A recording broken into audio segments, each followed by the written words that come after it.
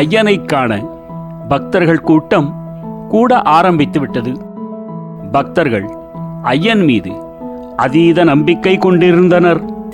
அதில் மிகவும் நெருக்கமானவர்களில் மஞ்சக்கொம்பையைச் சேர்ந்த ராமர் என்பவரின் குடும்பம். ராமர் ஐயனுடைய பரமபக்தர். இன்னும் சொல்லப்போனா ஐயனுடைய செல்ல பிள்ளையாகவே மாறிவிட்டார். ஒரு அமாவாசை பூஜைக்கு மஞ்சக்கொம்பை வந்து ஐயன் பேருந்தில் இருந்து இறங்கினார்.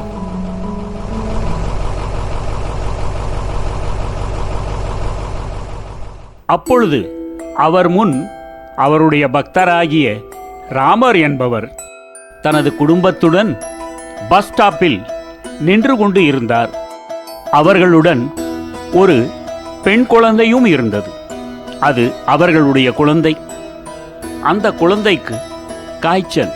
இதை பார்த்த ஐயன், ஏன ராமசாமி, ஏனாத்த ಹೆಣ್ಣು ಕೂಸತ್ತುಕ್ಕೆ ಎಲ್ಲಿ ಹೋದರೆ என்று கேட்க, ಸುಮಿ ಹೆಣ್ಣುಗ ಜರ ಉದರ ಅದತ್ತ ಹಾಸ್ಪಿಟಲ್ ಹೋಗಿದ್ಯಾ என்று ராமர் சொல்ல, ஐயன் அந்த குழந்தையை தொட்டு பார்த்துவிட்டு, ಜರ ಉಗುರಮಿಕ್ಕಿಯ ಸರಿ ಆಸ್ಪತ್ರೆ ಹೋಯ್ತು ಬಾರಿ ಡಾಕ್ಟರ್ ಏನ ಹೇಗ್ಯಾರಂತ என்ன சேர வந்து ஏகி என்றார். சரி சாமி, அங்க போய்த்து பண்ணியா என்று சொல்லிவிட்டு ராமரும் அவரது மனைவியும் ஆஸ்பத்திரிக்கு வந்து சேர்ந்தனர்.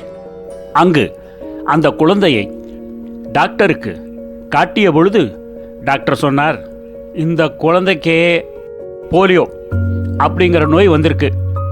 இதுக்கு நீங்கள் பெரிய ஆஸ்பத்திரிக்கு போய்த்தான் காட்டணும். இங்கே இதுக்கு மருந்து கிடையாது என்றார். ராமரும் அவரது மனைவியும் மிகவும் கவலை கொண்டனர்.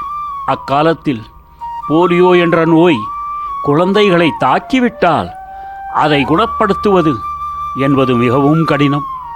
சரி, நாங்க ಹೋಗಿ ನಾಯಿಗೆ ದೊಡ್ಡ ಆಸ್ಪತ್ರೆ ಹೋಗಿ ತೋರಿಸ್ತೀವಪ್ಪ என்ற ராமர் மறுநாள் தனது மனைவியை அழைத்து கொண்டு பெரிய ஆஸ்பத்திரிக்கு போய் டாக்டரிடம் காட்டினார். டாக்டரும் குழந்தையை பார்த்துவிட்டு, கவலைப்பட வேண்டாம், சரியாயிடும் என்று சொல்லி மருந்து மாத்திரைகளை கொடுத்தார். அதை வாங்கிக் கொண்டு இருவரும் குழந்தையோடு ஊர் வந்து சேர்ந்தார்கள். மருந்துகளை குழந்தைக்கு தவறாமல் வேளாவேளைக்கு கொடுத்தார்கள். ஆனால் நோய் தீர்ந்த பாடு இல்லை. ஒரு அமாவாசை என்று ராமன் எத்தை அம்மன் கோவிலுக்கு வந்து ஐயனை பார்த்து டாக்டர் சொன்னதை ஐயனிடம் சொன்னார். ಸೊಮೆ ಹೆಣ್ಣುಗ ಪೋಲಿಯೋ ಸಂಗಟ ಬಂದಿರುದೆಂಬ ಮದ್ದು ಮಾತ್ರೆ ತಂದ್ರು ಅದನ್ನ ಹೆಂಗ ಕೂಸುಗ ಕೊಟ್ಟುಂದುತ್ತಾ ಇದ್ದೀಯ ಆಲ ಸಂಗಟ ತೀರದಂಗೆ ತೋರ್ಲ. இதற்கு ஐயன், அஞ்சபேடா ராமசாமி, இன்னும் கண்டிப்பா ஒழுங்கு ಹಿಂಗೆ ಒಂದು ಮಾಡಿ ಜನವು ಕೋಯಿ ಜಾಮ ಮೆತ್ತ ಇಲ್ಲಿಬ್ಬ ವಿನಾಯರ್ಗ 48 ಜನ ಬಂದು ಹೆಣ್ಣು ಕೈಗೋಗೆ ನೀರಟ್ಟಿಸೋ ಹೆಣ್ಣು ಒಂದು ಗುಡಿ ಬಿತ್ತ ಸದೆ ಇಟ್ಲ என்று சொன்னார். இதை கேட்ட ராமர், ಸಮಯ ಅಚ್ಚ ಹೆಣ್ಣು ಈ ಕೊರುವುದ ಕೂಟಿ ಬಂದು ನೀರಟ್ಟು ಬಿಪ್ಪದುಗ ಅದು 48 ಜನ இது சாத்தியப்பட்டது சுமே என்று கேட்க, ஐயன், நிரந்தரவா ಹೆಣ್ಣು ಇಲ್ಲದ ಇಟ್ಲ ನಿನಗೆ ಪರವಾಗಿಲ್லையா என்று கேட்டார். இதை கேட்ட ராமர், சரி சாமி, அத்தே ಮಾಡುವ என்று சொல்லிவிட்டு ஐயன் சொன்னபடி 48 நாட்கள் அந்த பச்சிளம் குழந்தையை பிரம்மமுகூர்த்தத்தில் அழைத்து வந்து அவள் கையால் தண்ணீரை பிள்ளையார் சிலைக்கு ஊற்ற வைத்தார். பிறகு ஐயனை வந்து சந்தித்தார். அப்பொழுது ஐயன், ராமசாமி, நீங்க வந்து மாடி நீங்க பாலமந்த குடிக்கு பாரு என்று சொன்னார். ராமரும் சரி சாமி என்று சொல்லி சில நாள் கழித்து அவரும் அவரது மனைவியும் குழந்தையுடன் பாலமலைக்கு வந்து ஐயனை தரிசித்தனர். சாமி, ஜர ಏನೋ ಸದೆ ಬಿಟ್ಟ என்னால எது நிப்பது முடிவில்லை, நடுவதுவும் முடிவில்லை. அப்புறம் கஷ்டப்படுது சாமி என்று ராமர் சொன்னார். கவலைப்பட வேண்டாம், நீங்க மனச திடமாடி விடு. ನಿಂಗೆ ಒಂದು ಮಾಡಿ ನಿಂಗೆ ಡೌಟ್ಸ್ ಅದು ತೋರಿಸಿದ ನಿಜ ಬೀದಿ ಬಪ್ಪ ಅಮಾವಾಸ್ಯೆಗ என்ன ಬಂದು ನೋಡಿ என்றார் ஐயன். அந்த ஒரு மாத இடைவெளியில் ராமர் தனது குழந்தையை அழைத்து கொண்டு கோவையில் உள்ள பிரபலமான ஒரு போலியோ டாக்டரிடம் காண்பித்தார். குழந்தையை பார்த்த டாக்டர், ரொம்ப நேரம் ஆயிடுச்சு, இது சரி பண்ண முடியாது, கடைசி ஸ்டேஜில் இருக்கு, ஆரம்பத்தில் இருந்து ட்ரீட்மெண்ட் கொடுத்திருக்கணும், இப்போ ரொம்ப லேட் ஆயிடுச்சு, ஒன்றும் பண்ண முடியாது என்று சொல்ல தம்பதியர் இருவரும் மிகவும் கவலை கொண்டனர். பிறகு மீண்டும் அமாவாசை தினத்தன்று ஐயனை காண ஆலயத்திற்கு வந்தனர். அங்கு அக்குழந்தையின் உடலை தடவி பார்த்த ஐயன், ಈ ಹೆಣ್ಣು ಕೂಸು ಕೂಡಿ ಸೀಕರ ಎದ್ದು ನಬದರ ಅದು ಒಂದು ಆಂಡವ ಸನ್ನಿಧಾನದೊಳಗೆ ಈ ಹೆಣ್ಣು ಕೂಸುಗ ಏನೋ ಒಂದು ಸಂಕಟವೂ ಇಲ್ಲ என்று சொல்லிவிட்டு பஞ்ச உலோகத்தால் ஆன ஒரு வளையலை அக்குழந்தையின் கையில் அணிவித்தார். ராமரும் அவரது மனைவியும் ஐயனை வணங்கிவிட்டு அவர்கள் வீட்டுக்கு சென்று விட்டனர். உறவினர்களின் அறிவுரைப்படி ராமர் தனது குழந்தையை பாளையங்கோட்டையில் உள்ள போலியோ மருத்துவரிடம் காண்பித்தார். அக்குழந்தையை பரிசோதித்த டாக்டர், இது போலியோ தான், குழந்தைக்கு செயற்கை கால் கொடுத்துத்தான் நடக்க வைக்க முடியும் என்று சொன்னார். இதை கேட்டு ராமரும் அவரது மனைவியும் என்ன செய்வது என்று புரியாமல் தவித்தனர். ராமர் குடும்பம் முருகபக்தர்களின் குடும்பம். அவர்கள் குழந்தையுடன் அருகில் இருந்த திருச்செந்தூர் முருகன் கோவிலுக்கு வந்தார்கள். அப்பொழுது நடை சாத்தப்பட்டு இருந்தது. அவர்கள் அங்கேயே சாத்தப்பட்டு இருந்த கதவின் அருகில் அமர்ந்து கொண்டார்கள். தம்பதியர் இருவரும் ஆழ்ந்த யோசனையில் கண்ணை மூடிக்கொண்டு அமர்ந்து இருந்த வேளையில் அந்த குழந்தை தவழ்ந்தபடி அங்கு இருக்கும் ஒரு தூணிற்கு அருகில் வந்து, பிறகு அந்த தூண் மீது வைத்து இருந்த விபூதியை எடுத்து தனது கால்களின் மீது பூசிக்கொண்டது.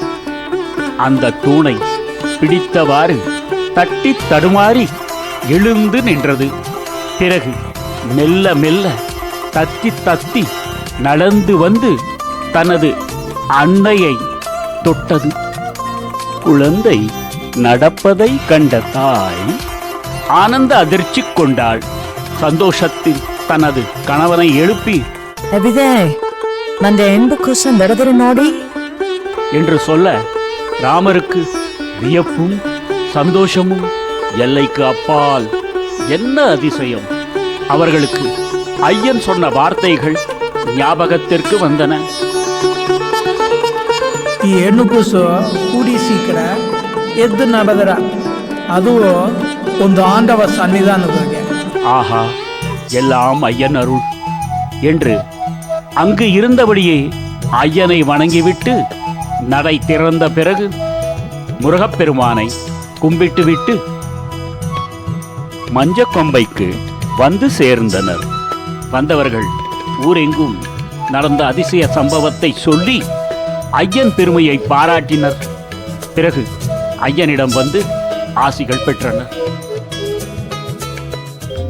ஒரு நாள் மஞ்சக்கொம்பை எத்தை அம்மன் கோவிலில் ஒரு யாகத்தை வளர்த்து பூஜை நடந்து கொண்டு இருந்தது. ஐயனின் மேற்பார்வையில்தான் அந்த பூஜை நடந்து கொண்டு இருந்தது. கூடவே ராமனும் இருந்தான்.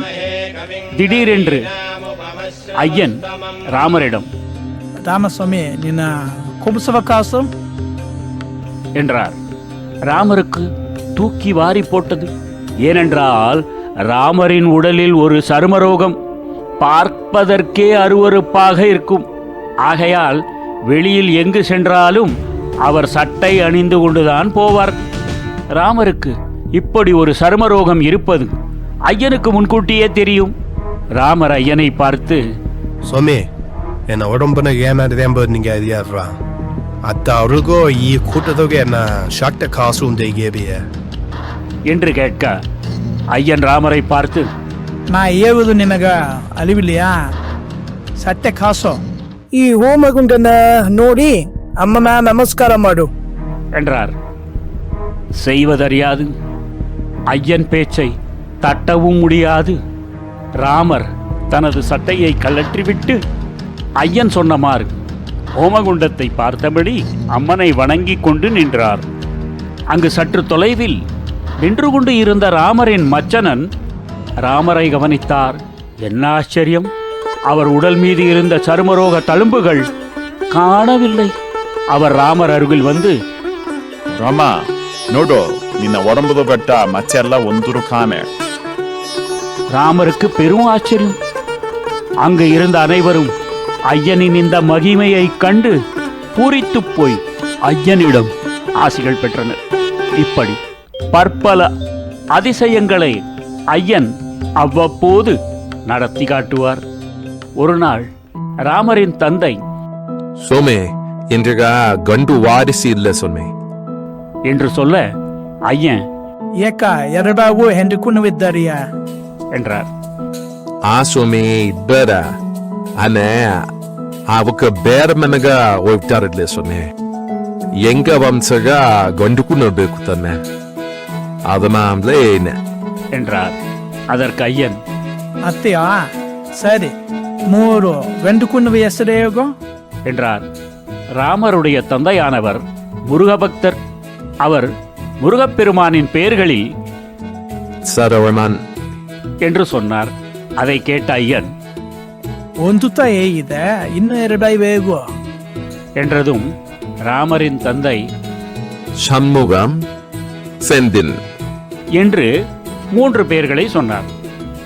சாமி சிரித்தபடியே, ಸರಿ ಈ 3 ವಾರಿಸ ನಿಂಗೆ ಮನೆಗೆ ಬಂದಾರ பா என்றார். ஒரு வருடம் கழித்து அவரது இல்லத்தில் 2 பேரக் குழந்தைகள் பிறந்தன.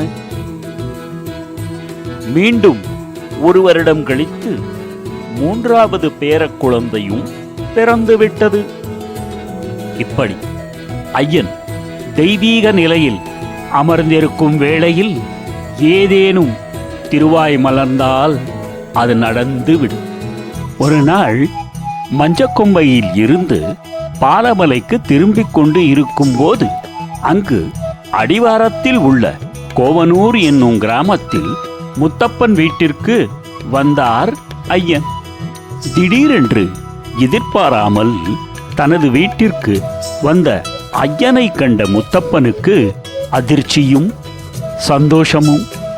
ஆஹா, இன்று நான் என்ன பாக்கியம் செய்தேனோ என்று நினைத்து, பாண்டசாமி வணக்கம் உள்ள வாண்ட என்று அவருக்கு மரியாதை கொடுத்து வீட்டிற்குள் அழைத்துச் செல்ல முயற்சித்தார்.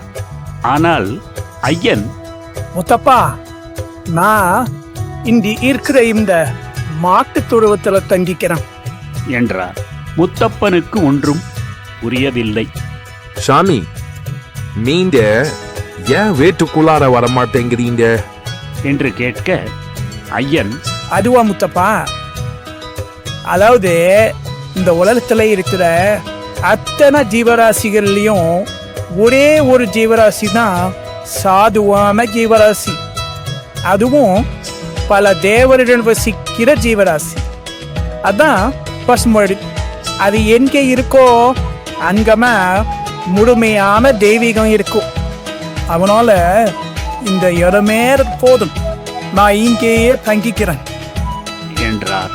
இதை கேட்ட முத்தப்பர், அப்படியா சாமியே, சரி வாங்க, நான் இந்த இடத்த கொஞ்சம் சுத்தம் பண்ணி கொடுத்தவன் என்று சொல்லி அந்த மாட்டுத் தொழுவத்தில் ஒரு மூலையில் சுத்தம் செய்து புல்லை விரித்தும் கொடுத்தார். ஐயன் அங்கேயே தங்கிக் கொண்டார். சற்று நேரம் கழித்து ஐயனுக்கு ஆகாரமாக கொஞ்சம் பாலும் பழமும் எடுத்து வந்து முத்தப்பன் ஐயனுக்கு கொடுத்தார். கூடவே ஒரு சிறுவனும் வந்தான். அவன் முத்தப்பனின் மகன் ஆவான். அவனை பார்த்த ஐயன் அவன் மீது அன்பு செலுத்தினார். அந்த சிறுவனும் ஐயனை நேசிக்க ஆரம்பித்து விட்டான். சற்று நேரத்திலேயே அந்த சிறுவன் ஐயனுக்கு செல்லமாகி ஐயனும் அந்த சிறுவனும் சேர்ந்து விளையாட ஆரம்பித்து விட்டனர். இதை கண்ட முத்தப்பர் மிகவும் சந்தோஷப்பட்டார். எப்பொழுதும் ஐயன் அந்த சிறுவனுடன் விளையாடிக் கொண்டு இருப்பதைக் கண்டு மகிழ்ந்தார். முத்தப்பன் திருப்பதிக்கு சென்று தன் மகனது முடி காணிக்கை கொடுப்பதாக வேண்டிக் கொண்டு இருந்தான். திருப்பதி செல்லும் வேளை வந்துவிட்டது. முத்தப்பன் சுவாமியிடம், சாமி, நான் என் பையனுக்கு முடி காணிக்கு கொடுக்க திருப்பதிக்கு போனோம். அதுக்கு நாங்க ரெடி ஆயிட்டு இருக்கோம். ஆனா என் பையன் உங்க கூட தான் வருவேன்னு அவன் பிடிக்கிறான்.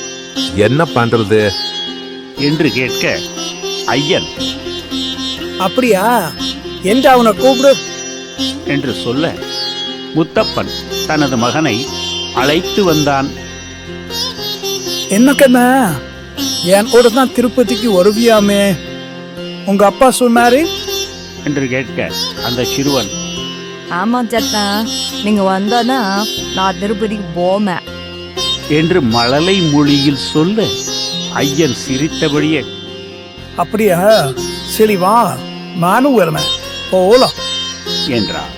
முத்தப்பருக்கு மிகவும் சந்தோஷம். ஆஹா, ஐயனே நம்ம கூட வராவன். குரு கூட வரும்போது நமக்கு என்ன கூட என்று நினைத்தபடி திருப்பதிக்கு செல்ல ஆயத்தமானார்கள்.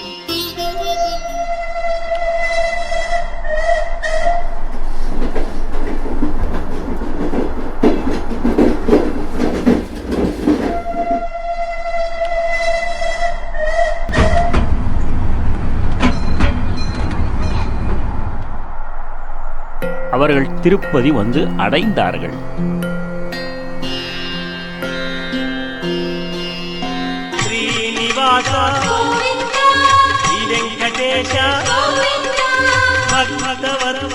திருமலையில் முடிகாணிக்கை செலுத்திவிட்டு ஐயன் அவர்களை அழைத்துக் கொண்டு ஏழுமலையான் கோவிலின் ராஜகோபுரத்தின் முன் வந்து நாராயணன் நாமத்தை சொல்லியபடியே வணங்கிக் கொண்டு ரிச்ச ஆசனத்தை தரித்து ஒற்றை காலில் நின்று தியானிக்க ஆரம்பித்து விட்டார். அப்பொழுது அவர் மனதில் உச்சரிக்கும் மந்திரம் 7 மலைகளிலும் ஒலிக்க ஆரம்பித்து விட்டது. कृष्ण वर्माय विद्महे सप्तगिरीसाय धीमहि तन्नो वेंकट प्रचोदयात् இது மானிடர்களின் காதுகளுக்கு கேட்கவில்லை. ஆனால் அங்கு இயற்கையின் வளிமண்டலத்தில் ஒலித்துக் கொண்டு இருந்தது. சற்று நேரத்தில் திருப்பதி கோவில் தர்மகர்த்தாவும் சில முக்கியஸ்தர்களும் ஐயன் முன் வந்து ஐயனை வணங்கிவிட்டு,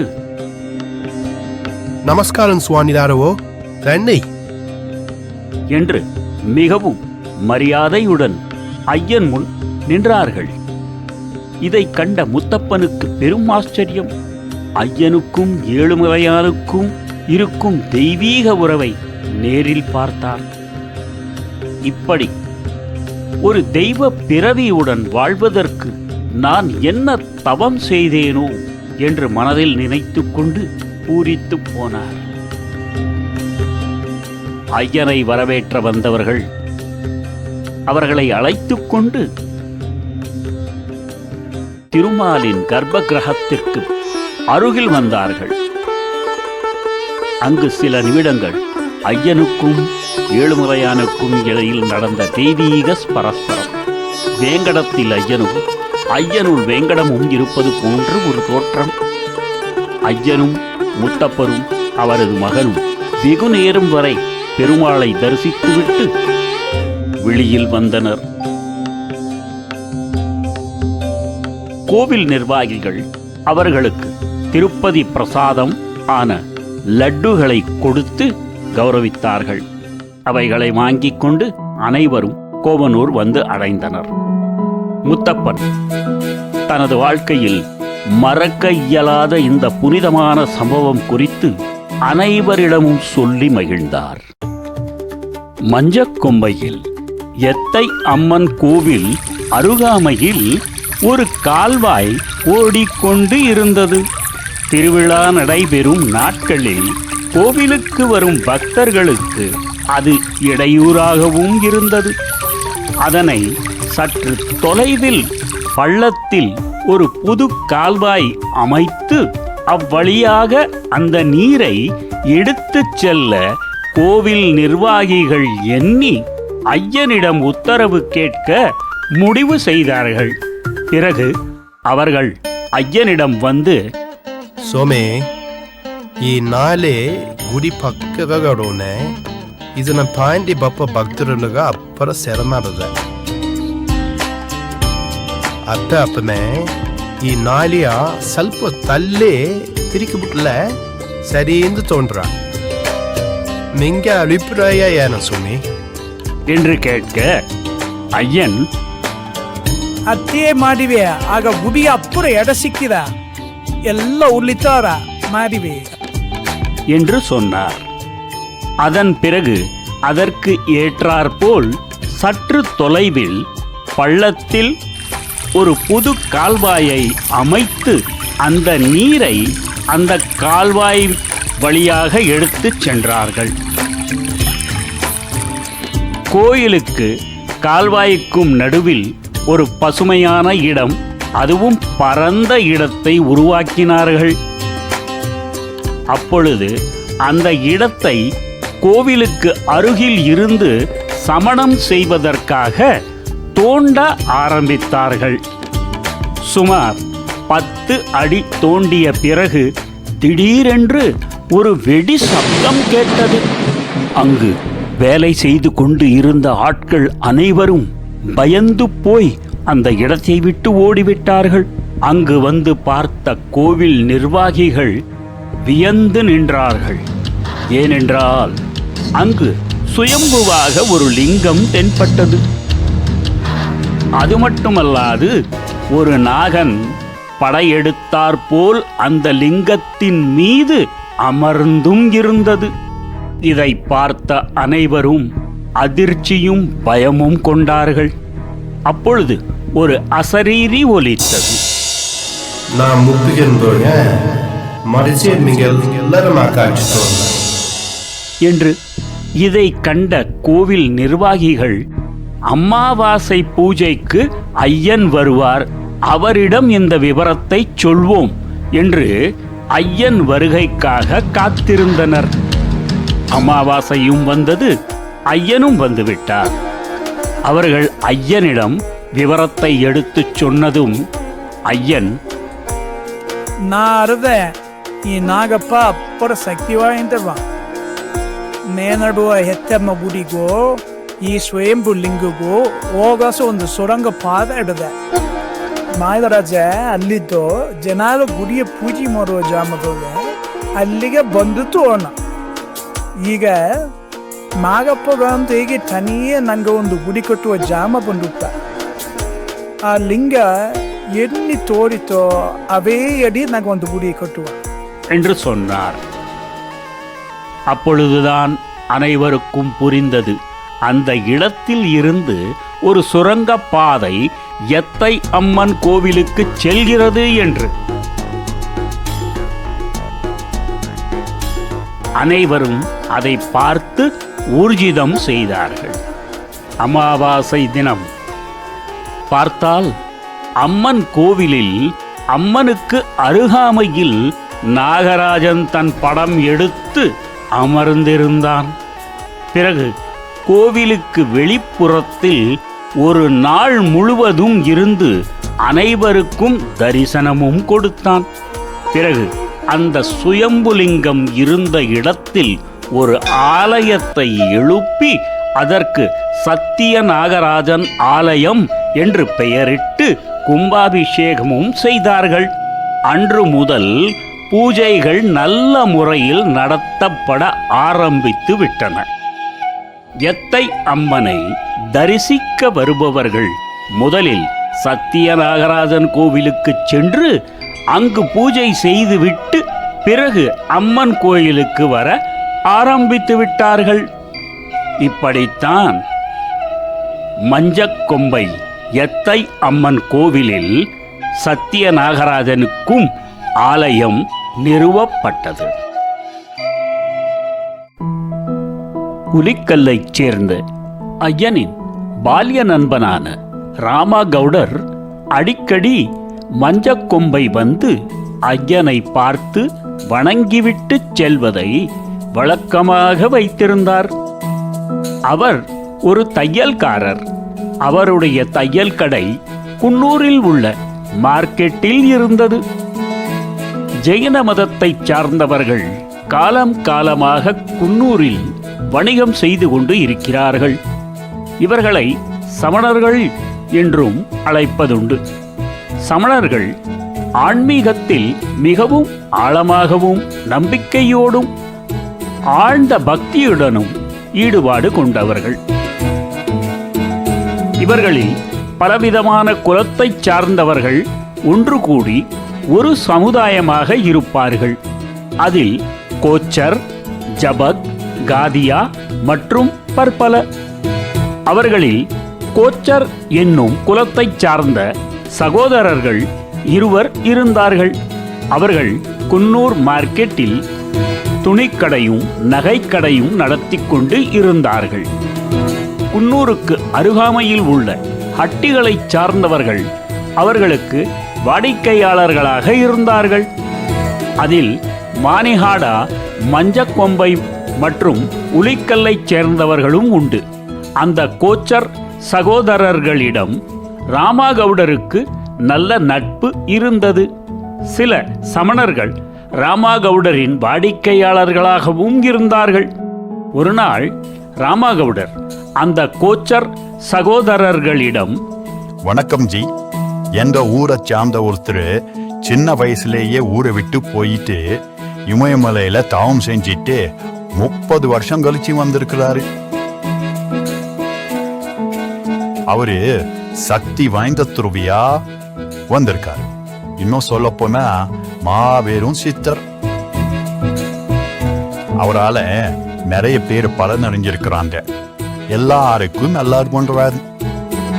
அவரு மாசம் அமாவாசை பூஜைக்கு மஞ்சக்கொம்பை எத்தம்மன் கோயிலுக்கு வந்துருவாரு என்று ஐயனை பற்றி சொல்ல அந்த இரு சகோதரர்களுக்கும் ஐயனை பார்க்க வேண்டும் என்ற ஆசை மனதில் தோன்றியது. பிறகு அவர்கள் ராமகவுடரிடம், அப்படியா, கேட்கறதுக்கே ரொம்ப சந்தோஷமா இருக்கு. நாங்க அவரை தரிசிக்கணும். எங்களை கூட்டிட்டு போறீங்களா ராம்ஜி என்று அவர்கள் ராமகவுடரிடம் கேட்க, ராமகவுடர், அதுக்கு என்ன ஜி, தாராளமா கூட்டிட்டு போறேன். இந்த அமாவாசை அன்னைக்கு என் கூட மஞ்சக்கொம்புக்கு வாங்க என்று சொன்னார்.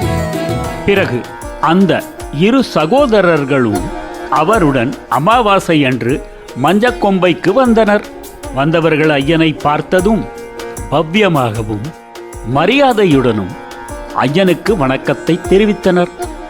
வணக்கம் சுவாமிஜி என்று சொல்ல ஐயன் அவர்களை பார்த்து அவர்களுடைய தாய்மொழியில் நமஸ்கார், பதாரி என்று சொல்லி பேச ஆரம்பித்து விட்டார். அந்த இரு சகோதரர்களுக்கும் வியப்பு. ஆஹா, சுவாமிஜி நமது மொழியில் பேசுகிறாரே என்று. பிறகு அவர்களுக்குள் அவர்களுடைய மொழியான ஹிந்தியில் தான் பேச்சுவார்த்தைகள் தொடர்ந்தன. बैठी, कैसे हैं आप लोग? என்று ஐயன் கேட்க, हम लोग ठीक है स्वामी जी, बस आपका आशीर्वाद चाहिए என அந்த இரு சகோதரர்களும் பதில் கொடுத்தார்கள். அவர்கள் அன்பளிப்பாக கொண்டு வந்த இனிப்பையும் பழத்தையும் ஐயனிடம் கொடுக்க, ஐயன் ராமகவுடரை பார்த்து, ರಾಮಸ್ವಾಮಿ, ಇವಕ್ಕೆ ಈಚೆ ಬಂದ ಪಲಗಾರವ ಅಮ್ಮ ಸರ ಯಾವಾಗ ಬಿತ್ತು ಎಲ್ಲಾರ ಪ್ರಸಾದರ ಕೊಡ್ವಿ. என்று சொன்னார். ராமகவுடரும் அந்த பழங்கள் மற்றும் இனிப்புகளை அம்மனுக்கு படைத்துவிட்டு அங்கு இருந்த அனைத்து பக்தர்களுக்கும் பிரசாதமாக கொடுத்தார். இதை பார்த்த கோச்சர் சகோதரர்கள் மிகவும் சந்தோஷப்பட்டார்கள். சமணர்கள் ஐயன் மீது அதீத பக்தி கொள்ள ஆரம்பித்து விட்டார்கள். அவர்கள் ஐயனிடம், சுவாமிஜி, நீங்க குன்னூர் வந்தீங்கன்னா எந்த கடைக்கும் கண்டிப்பா வரணும் என்று சொல்லி அழைப்பு விடுத்தார்கள்.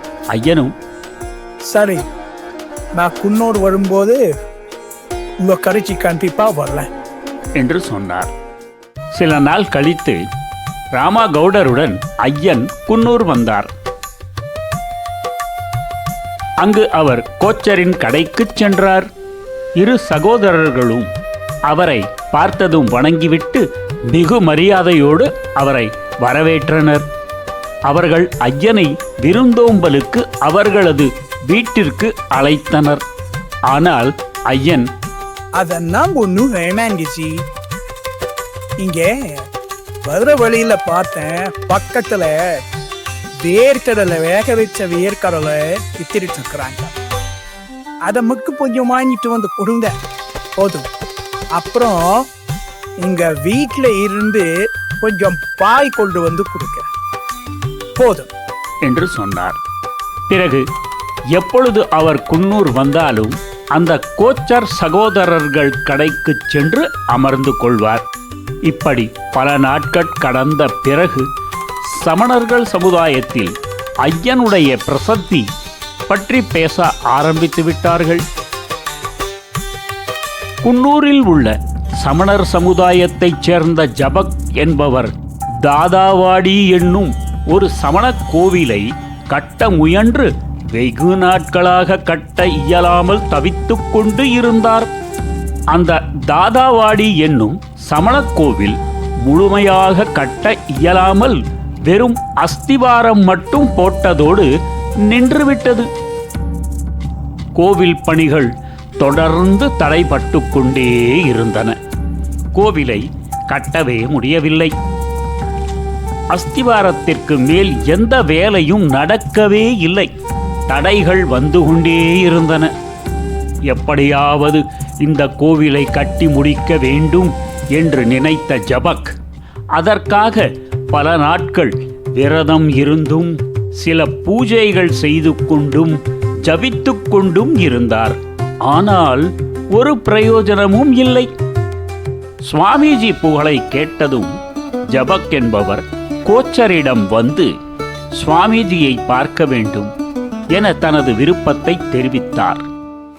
Judginendev, Jadinender सा पधारो सा पधारो orsa kanyala twiko, ठीक हूँ सर, ठीक हूँ. आप क्यों? balabula sandikira badam sunyoto. हाँ, Bana dekro chong. என்று ஜபக் தனது விருப்பத்தை தெரிவித்தார். जरूर सा, जरूर सा. சுவாமிஜியால் நம் கோவிலை கட்ட ஏதேனும் சகாயம் கிடைக்குமா என்று ஜபக் விசாரிக்க, கோச்சர், வாருங்கள், வேண்டுமானால் நாம் மஞ்சக்கொம்பை சென்று அவரிடம் கேட்டு பார்ப்போம் என்று சொல்ல, அவர்கள் மறுநாள் மஞ்சக்கொம்பை வந்து ஐயனை பார்த்தார்கள். கோவில் கட்டுவதில் சிரமத்தை மேற்கொள்ளும் ஜபக் ஐயனிடம் விவரத்தை சொன்னார். இதை கேட்ட ஐயன், சரி, நாம அந்த கோவில் கட்டுற இடத்துக்கு வந்து அந்த பார்த்து என்ன தடை இருக்கு அப்படிங்கறத கழிச்சு உங்களுக்கு பதில் சொல்றேன் என்றதும் அதற்கு ஜபக் அப்படின்னா சுவாமிஜி, நீங்க உடனே என்ன கூட குண்டூருக்கு மாந்துறேன் என்று சொல்லி சுவாமிஜியை அழைத்து கொண்டு குன்னூரில் உள்ள கோவில் கட்டும் இடத்திற்கு வந்தனர்.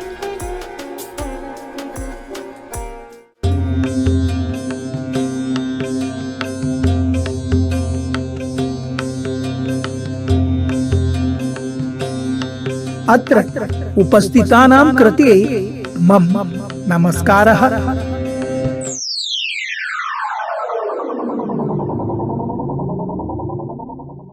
ये यतं यक्षं नवन्ति त्वं कासि.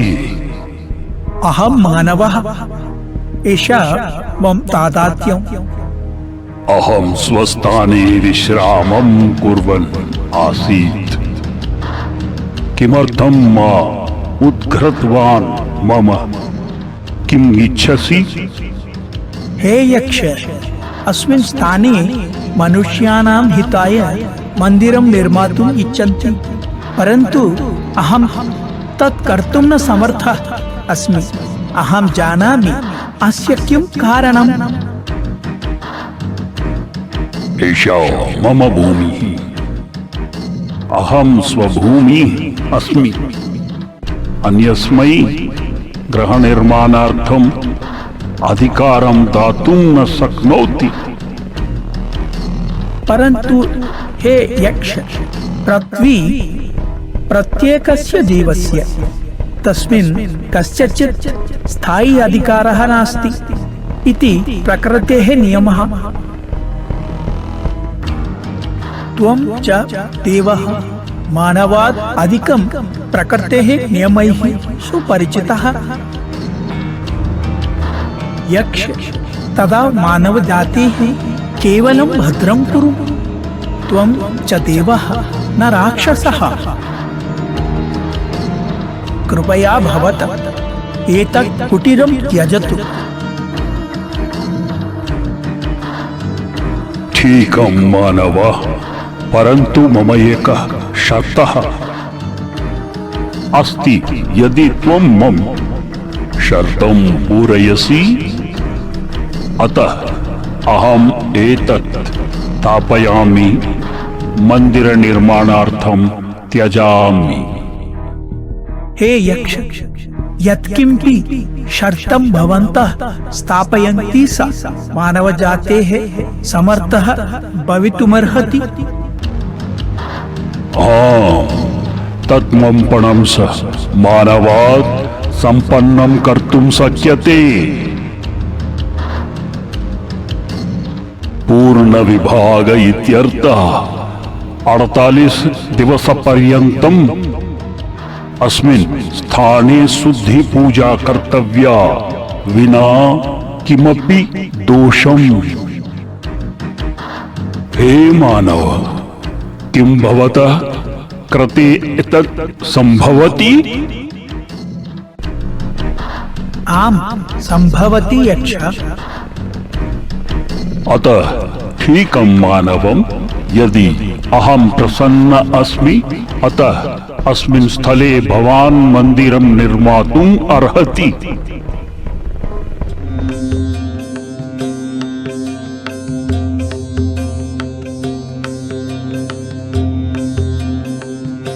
உண்மையிலேயே இந்த இடத்துல ஒரு தடை இருக்கு. இந்த இடத்துல இருக்கிற யக்ஷன் இந்த பூமி மேல ஒரு கட்டடத்தை கட்டுறதுக்கு அனுமதிக்க மாட்டேங்கிற. அது மட்டும் இல்ல, இப்போ நீங்க செஞ்சுக்கிட்டு இருக்கிறீங்கள பூஜை, ஜபம், விரதம், இது அத்தனையுமே நீங்க நிப்பாட்டி ஆகணும். அந்த யக்ஷமை சாந்தப்படுத்தணும். அதுக்கு முறைய சில பூஜை புனஸ்காரம் எல்லாம் செய்ய வேண்டியது இருக்கு. பதிலுக்கு ஜபக். அப்படியே செய்யறோம் சுவாமிஜி. நீங்க சொல்ற மாதிரியே எல்லா பூஜைக்கும் ஏற்பாடு பண்ணிடுறோம் என்று சொல்ல, பிறகு ஐயன் சொல்வதைப் போல் அங்கு பல பூஜைகள் நடத்தப்பட்டன.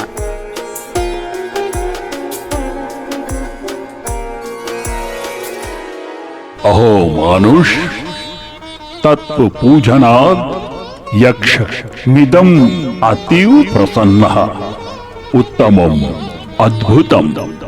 मम आशीर्वादः भवद्भिः सदा सर्वदा अस्ति।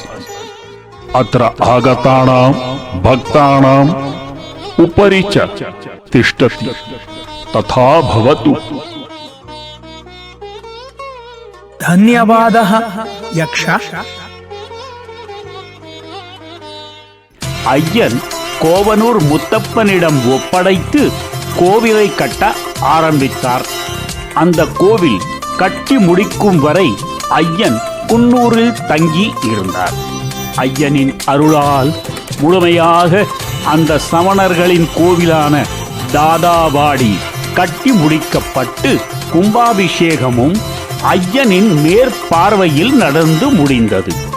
இதற்கு பிறகு சமணர் சமுதாயத்தைச் சேர்ந்த அனைவரும் ஐயன் மீது அதீத நம்பிக்கையும் பக்தியும் கொள்ள ஆரம்பித்து விட்டார்கள்.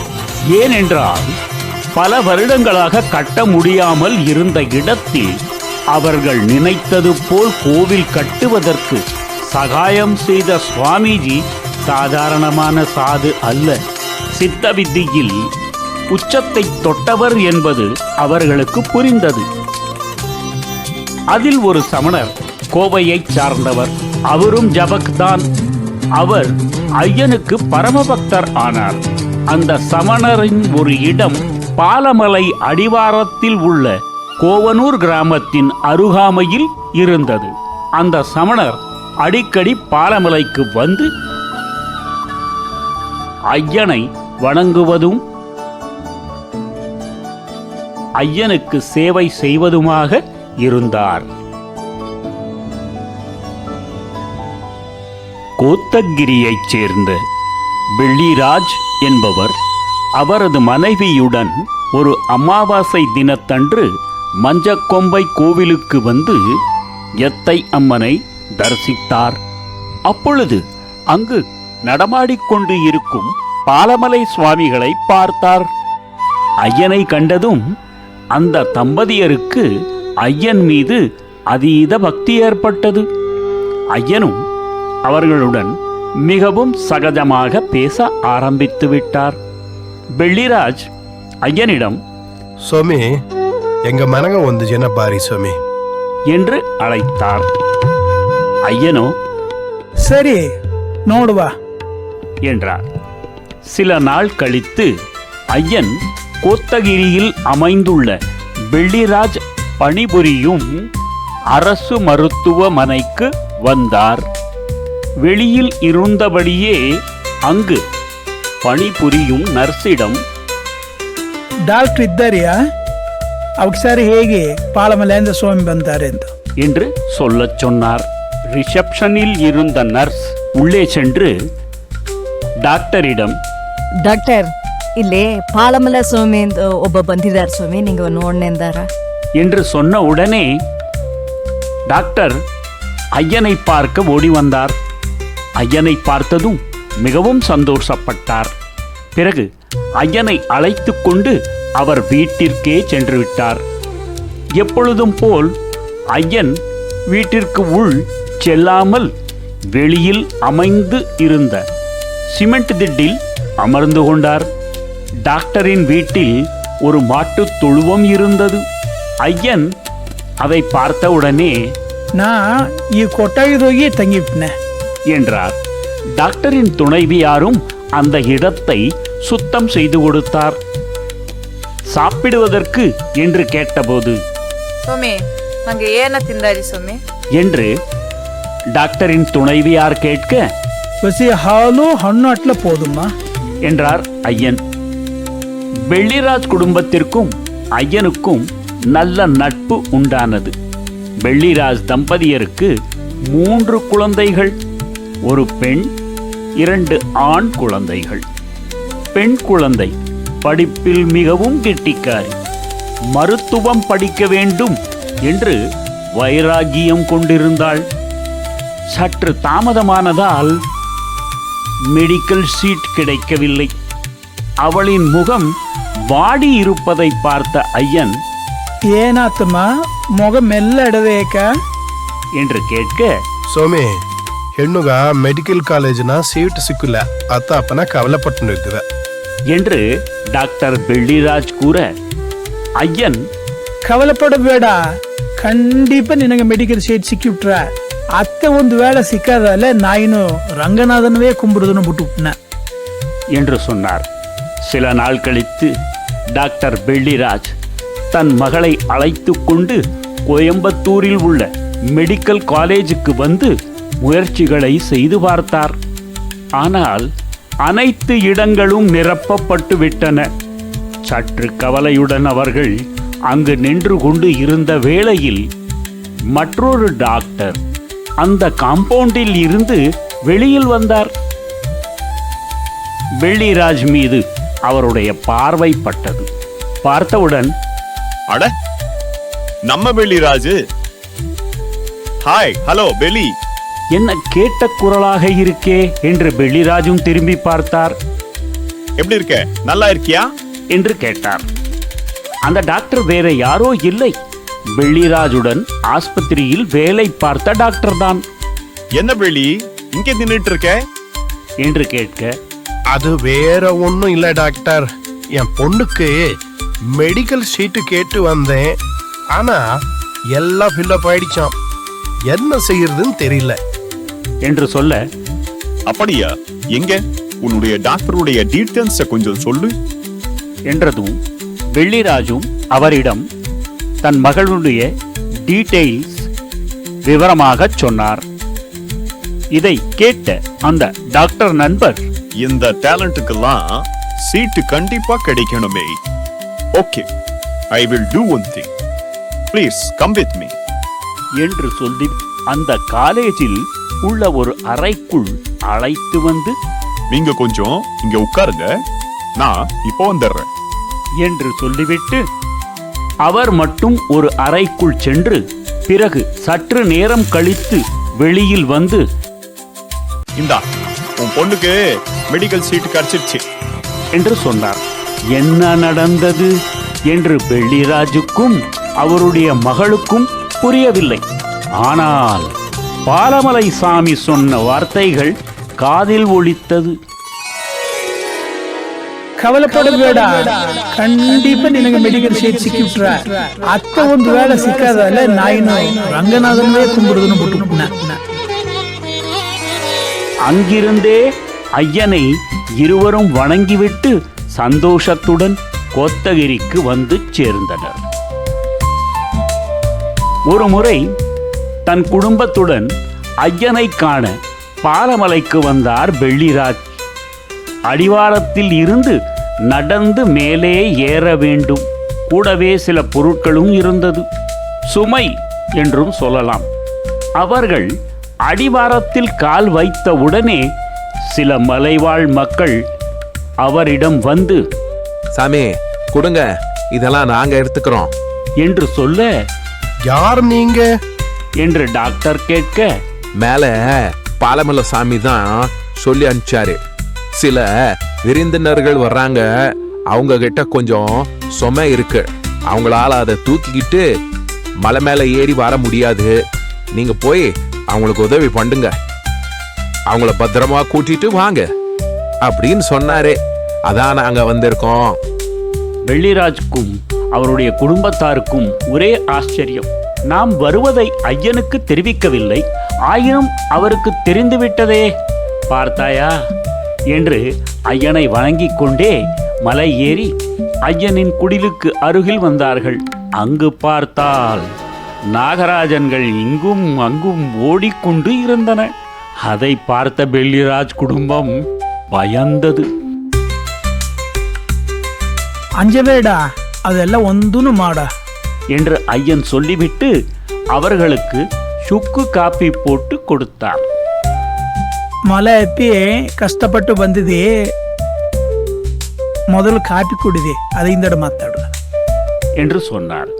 ஐயன் கொடுத்த அந்த சுக்கு காப்பியை ருசித்து பருகிவிட்டு சற்று நேரம் அங்கு ஓய்வு எடுத்தனர். பிறகு ஐயன் டாக்டரிடம், ಡಾಕ್ಟರ್ ಸ್ವಾಮಿ, ನಂಗ ತಿರುಪತಿಗೆ ಹೋಗ್ಬೋದು, ಅದು ನಂಗ ಕುಟುಂಬ ಎಲ್ಲ ಸೇದು ಹೋಗ್ಬೋದು என்று சொன்னார். உடனே டாக்டர், ஆகிலி சாமி, நாங்க ஓப்பா என்றார். கோத்தகிரிக்கு வந்தவுடன் டாக்டர் அவரது நண்பர் ஒருவரிடம் சொல்லி வேன் ஒன்றை ஏற்பாடு செய்தார். அந்த வேனின் சொந்தக்காரர் ஒரு டிரைவரையும் கூட அனுப்பி வைத்தார். டாக்டர் ஐயனையும் தன் குடும்பத்தையும் அழைத்து கொண்டு திருப்பதிக்கு மைசூர் வழியாக பிரயாணித்தார். வழியில் நஞ்சன்கோடு சிவன் ஆலயத்தில் நின்று அங்கு குளித்துவிட்டு சிவனையும் தரிசித்துவிட்டு அனைவரும் திருப்பதிக்கு கிளம்பினார்கள். சித்தூர் அருகில் வரும் பொழுது கார்மேகங்கள் சூழ்ந்து இடி மின்னலுடன் பெரும் மழை பொழிய ஆரம்பித்து விட்டது.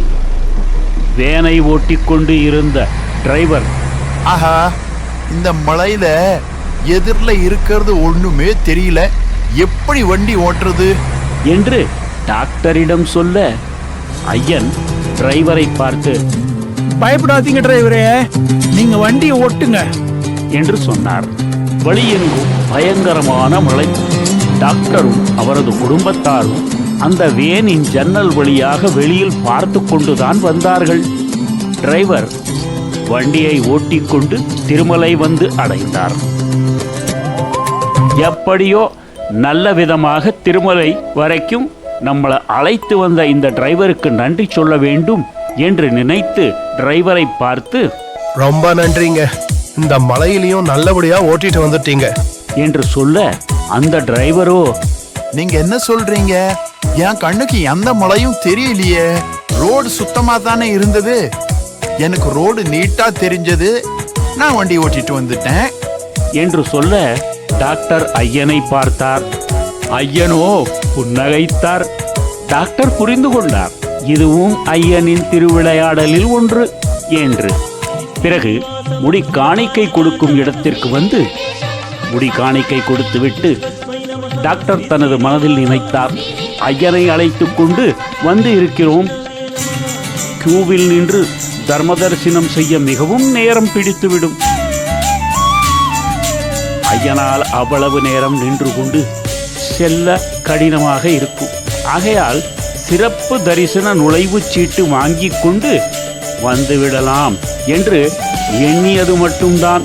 உடனே ஐயன் டாக்டரை பார்த்து, ಟಿಕೆಟ್ ಎಲ್ಲ ಒಂದು ಈಸಬೇಡ ಸ್ವಾಮಿ, ನಂಗ ಧರ್ಮ ದರ್ಶನದೋಗೆ ಹೊರಡು ಬಾರಿ என்று சொன்னார். டாக்டர், ನಂಗ ಮನಸ್ಸುದೋಗ ನೆನೆಸದನ್ನ ஐயக முதல்லே அறிவிச்சு விட்டார் என்பதை புரிந்து கொண்டார். சரி சாமி, நீங்க ஏதிங்கே மாடோ சாமி என்று தன் குடும்பத்தை அழைத்துக் கொண்டு தர்ம தரிசன கியூவில் நின்று வேங்கடனை தரிசிக்க கோவிலுக்குள் வந்துவிட்டனர். அங்கு டாக்டருக்கு மீண்டும் ஒரு அதிசயம் காத்து இருந்தது. அது என்னவென்றால், ஐயன் வெங்கடாஜலபதிக்கு முன் வந்து நின்றதும் வெங்கடாஜலபதியை பார்த்தபடி சில மந்திரங்களை ஓத ஆரம்பித்து விட்டார். கிட்டத்தட்ட 15 நிமிடங்கள் வரை அவர் அந்த மந்திரங்களை சொல்லிக் கொண்டு இருந்தார். அவை அனைத்தும் சமஸ்கிருதத்தில் தான் இருந்தது. ஆனால் அந்த 15 நிமிட இடைவெளியில் ஆலயத்தில் எங்கு காணினும் நிசப்தம். கோவிந்தா கோவிந்தா என்று உறக்கச் சொல்லிக் கொண்டு இருந்த அனைவரும் ஒன்றும் பேசாமல் சாந்தமாக இருந்தார்கள். அங்கு கருவறையில் இருந்த பூசாரிகளும் அர்ச்சகர்களும் ஏனோ ஆணி அடித்தார் போல் நின்று கொண்டே இருந்தார்கள். இதை பார்த்த டாக்டர் மற்றும் அவரது குடும்பத்தார் ஐயனுக்கும் வேங்கடனுக்கும் இருக்கும் இந்த தெய்வீக உறவை உணர்ந்தார்கள். ஐயனுடன் திருப்பதிக்கு வந்ததில் டாக்டர் குடும்பத்தாருக்கு வெகு நேரம் வரை பொறுமையுடன் வெங்கடாஜலபதியை தரிசிக்கும் பொன்னான வாய்ப்பு கிடைத்தது. அதை நினைத்து மிகவும் பெருமை கொண்டார் டாக்டர் பெள்ளிராஜ். அன்று முதல் டாக்டர் பெள்ளிராஜ் எந்த ஒரு முக்கியமான வேலையாக இருந்தாலும் ஐயனிடம் உத்தரவு கேட்டு செய்ய ஆரம்பித்து விட்டார். ஐயன் பாலமறையில் இருந்து அடிக்கடி அவிநாசியில் உள்ள சிவன் ஆலயத்திற்கு செல்வதை வழக்கமாக வைத்திருந்தார்.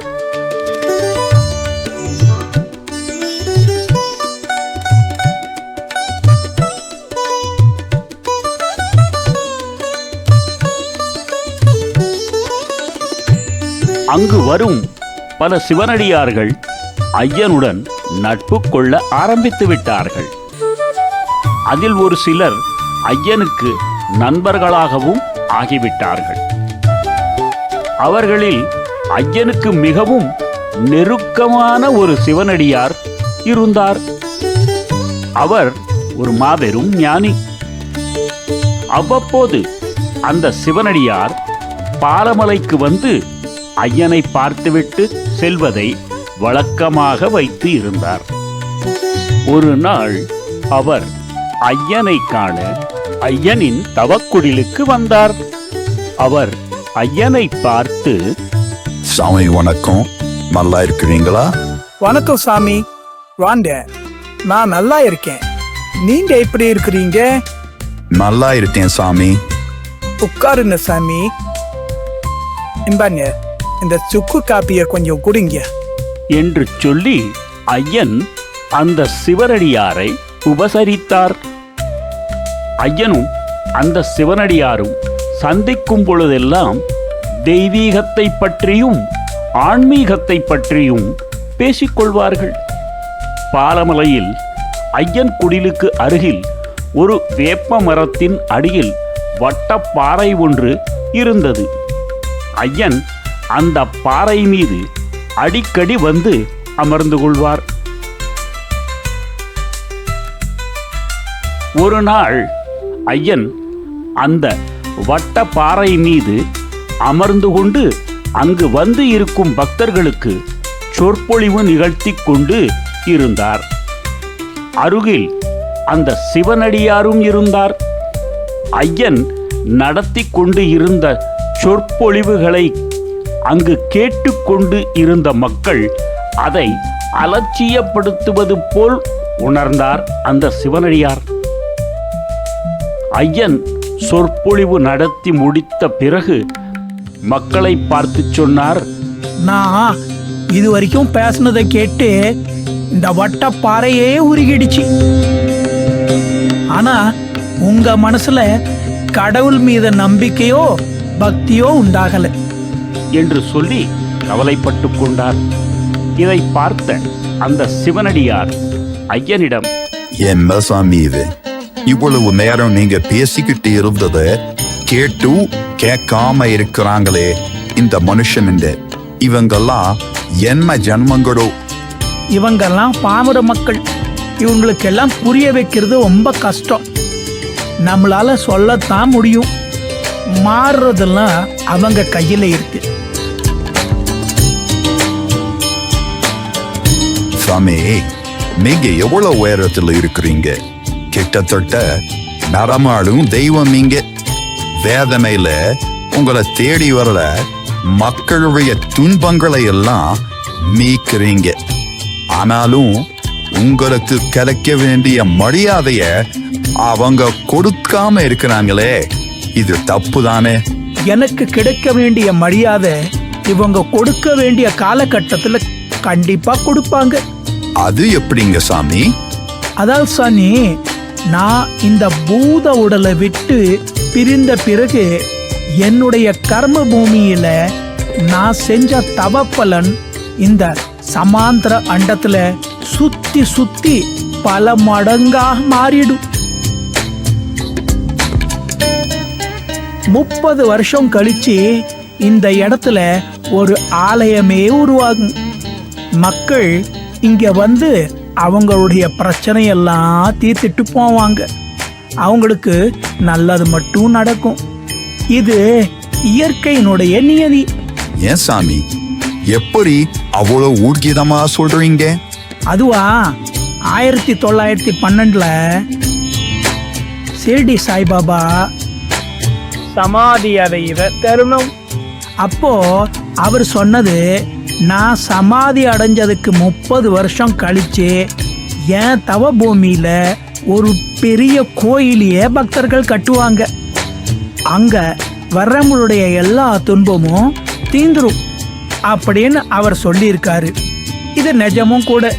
ஷிரடியில இருக்கிற சாய்பாபா கோயிலுக்கு போயிட்டு வர்ற பக்தர்களுடைய கஷ்டமெல்லாம் தீருது. இத நம்ம கண் கூட பாக்குறோமே. அப்போ இது நிஜம்தானே? ஜீவகாருண்யத்தை மட்டும் பிரதானமா கொண்டு புண்ணிய ஆத்மா இந்த பூமியில பிறந்தா அந்த பொறுப்புக்கு பரமாத்மாவால இப்படி ஒரு வரம் கிடைக்கும். ஏன்னா அவங்க எந்த ஒரு ஆசா பாசத்துக்கும் அடிமை ஆகிறது கிடையாது. சாதுவா இருந்து மக்களுக்கு நல்லது செய்யறதுக்காகவே பிறப்பாங்க. அவங்க கர்ம பூமிய தன்னுடைய தவபலத்தால புண்ணிய பூமியா மாத்திருவாங்க. அந்த இடத்துக்கு வர்ற எந்த ஒரு ஜீவராசியா இருந்தாலும் கஷ்டத்துல இருந்தா அந்த கஷ்டம் தீர வழி செஞ்சு வச்சுட்டு போயிடுவாங்க. அதான் அவங்களோட பிறப்போட லட்சியம். சாமி, நீங்க பிறந்த வருஷம் எது? நானா 1912 சிரிடி சாய்பாபா சமாதி அடைஞ்சிட்டாரு. அதுக்கப்புறம் 1913 நான் வந்துட்டேன். ஏன்னா வேலை தொடரணும்ல. அந்த சிவனடியார் ஐயனுக்கு சமமான வயது கொண்டவர்தான். ஆனால் திடாத்தரமான உடம்பும் ஆரோக்கியமான தேகமும் கொண்டவர். ஒரு நாள் ஐயனை பார்த்து, சாமி, நீங்க பார்க்கறதுக்கு ரொம்ப வயசான ஒரு மாதிரி இருக்குவீங்க. ஆனா நீங்க அவதரித்த அந்த வருஷத்தை கேட்டா அவ்வளவு வயசு உங்களுக்கு இல்லைன்னு நல்லா புரியுது. ஒரு 60-65 வயசு தான் இருக்கும். இதுக்கும் ஏதாவது ஒரு காரணம் வச்சிருப்பீங்களே, சொல்லலாமே, அது என்னன்னு?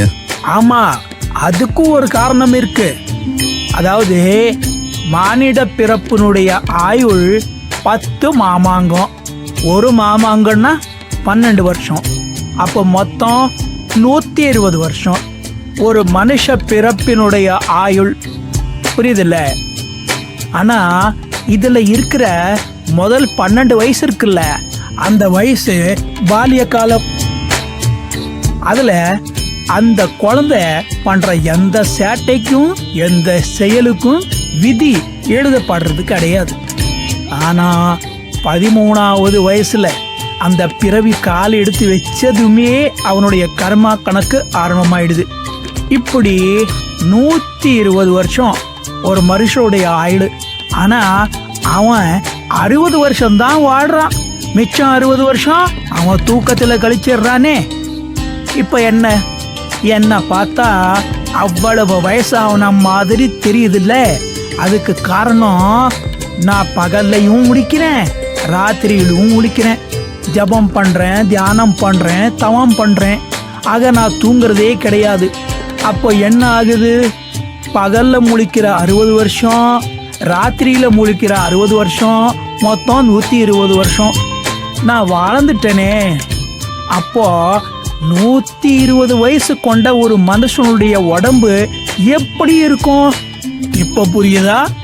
அருமையான பதில் சொன்னீங்க.